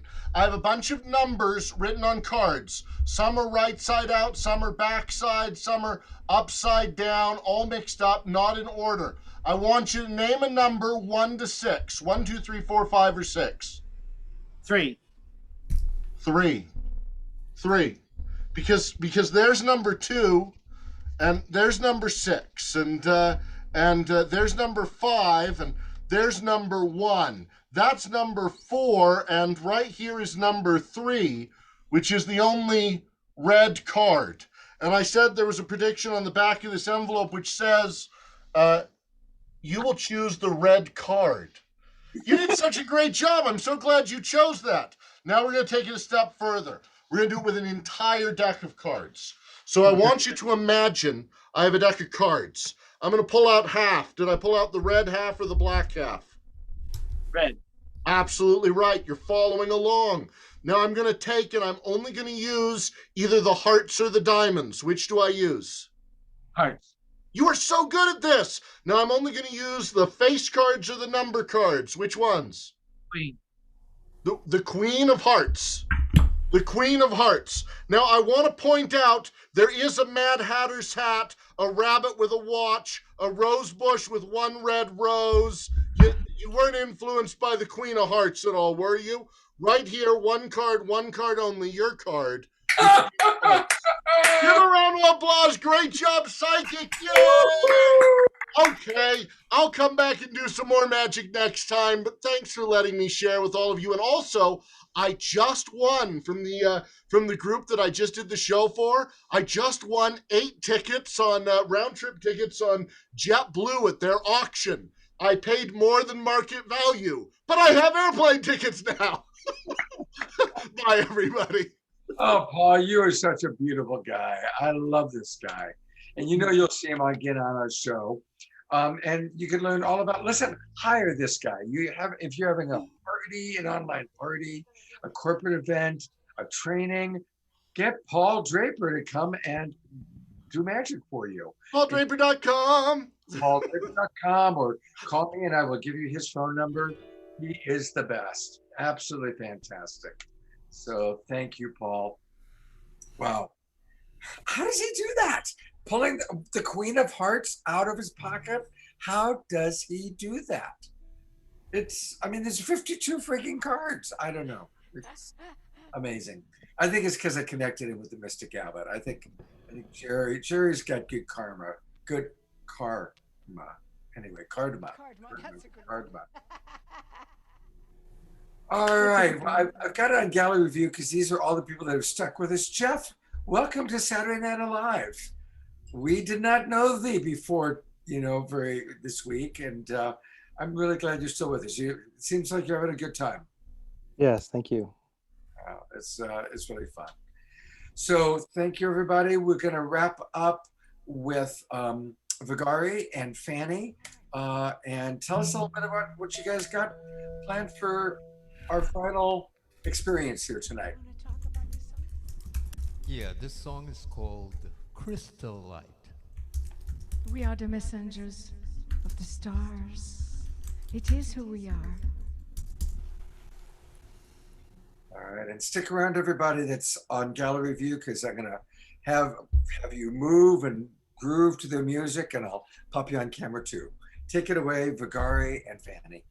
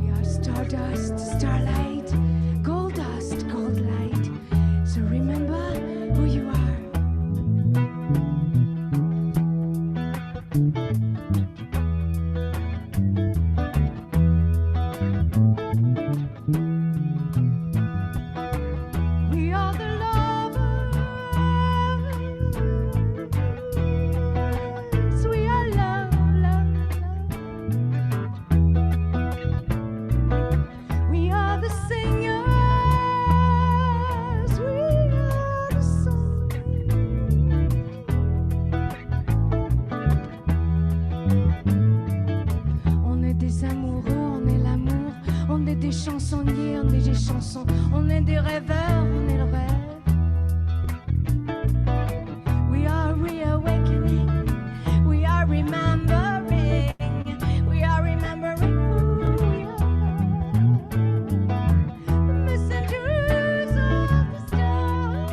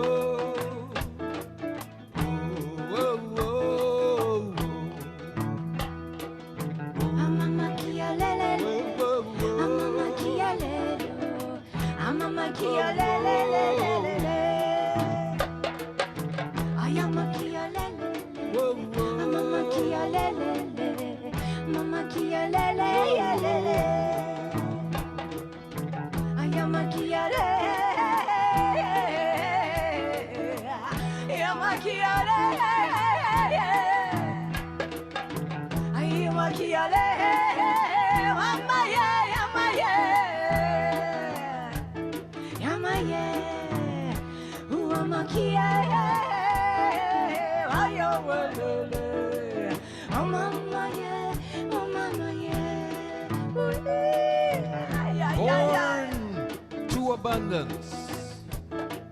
Born from abundance. An abundance of love. An abundance of opportunity. Abundance, abundance everywhere we look. Look at the trees. An abundance of leaves. An abundance of trees in the forest. Look at our bodies. An abundance of cells. All the millions and trillions and zillions. In the ocean. An abundance of waves. In the sea. An abundance of fish. Abundance. That's what we are. That's our birthright. Abundance. Don't be afraid to claim that abundance, because that's what we are, abundance. Dance.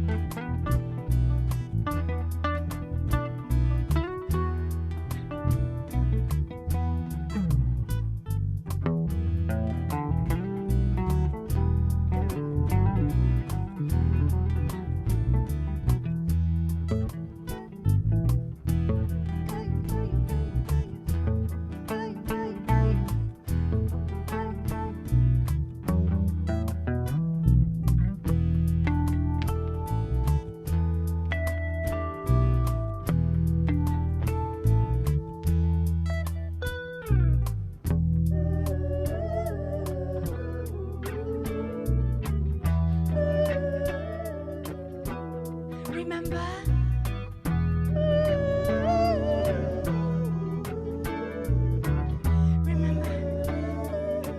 We are the messengers.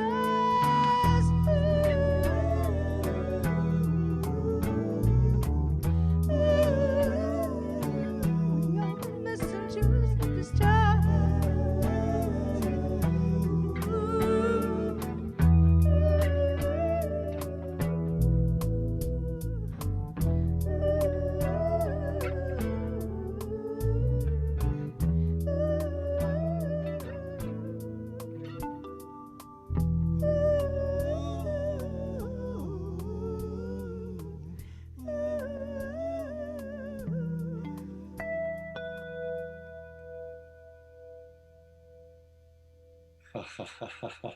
Fantastic. Just fantastic, you guys. Thank you. What an exquisite and wonderful way to conclude our show. And again, a reminder, everybody, you can find them by going to starchild.ca. I put it in the chat box. Fanny and Vigari, you will see a lot of comments in the chat box, people just loving your music. And what a beautiful way to just take us. Thank you for helping us to remember who we are. Thank you. We are here to shine our light, and thank you for the tribe to be alive. Yes, we send our love to all of you out there, and it's such an honor to spend We will this time. definitely have you back on again soon. Thank you. Thank you. Much love. You know, it's interesting. This is twice that we all of a sudden would have an opening because we had somebody else who was going to perform tonight. And at the last minute, that person didn't work out. And like 4 days ago. And literally within minutes, Fanny sends a message to me on Facebook Messenger saying, "Hey, Scott, I would love to be on Saturday Night Live again." And the exact same thing had happened the last time she was on. We had an opening and she sent me a message. So I just want to acknowledge how tuned in you are, sister. Definitely want to acknowledge that. That's pretty cool. Pretty cool. And isn't that the world that we're living in now? There is amazing, beautiful synchronicity. So going to gallery view so we can see all the people that are still with us live, Jay and Jan and our Mystic Abbott and Debbie and Gwenevere, Jeff, and of course, Fanny and Vigari. Thank you for still being with us. And our 150 people still in the Zoom room. Love you guys. Come join us tomorrow morning, Sacred Sunday, with Cynthia Tina taking us on a trip around the world of intentional communities. That's 10 o'clock tomorrow morning. Please do join us. Lots of love. Looking forward to our next connection. Have a beautiful evening, everybody. Good night.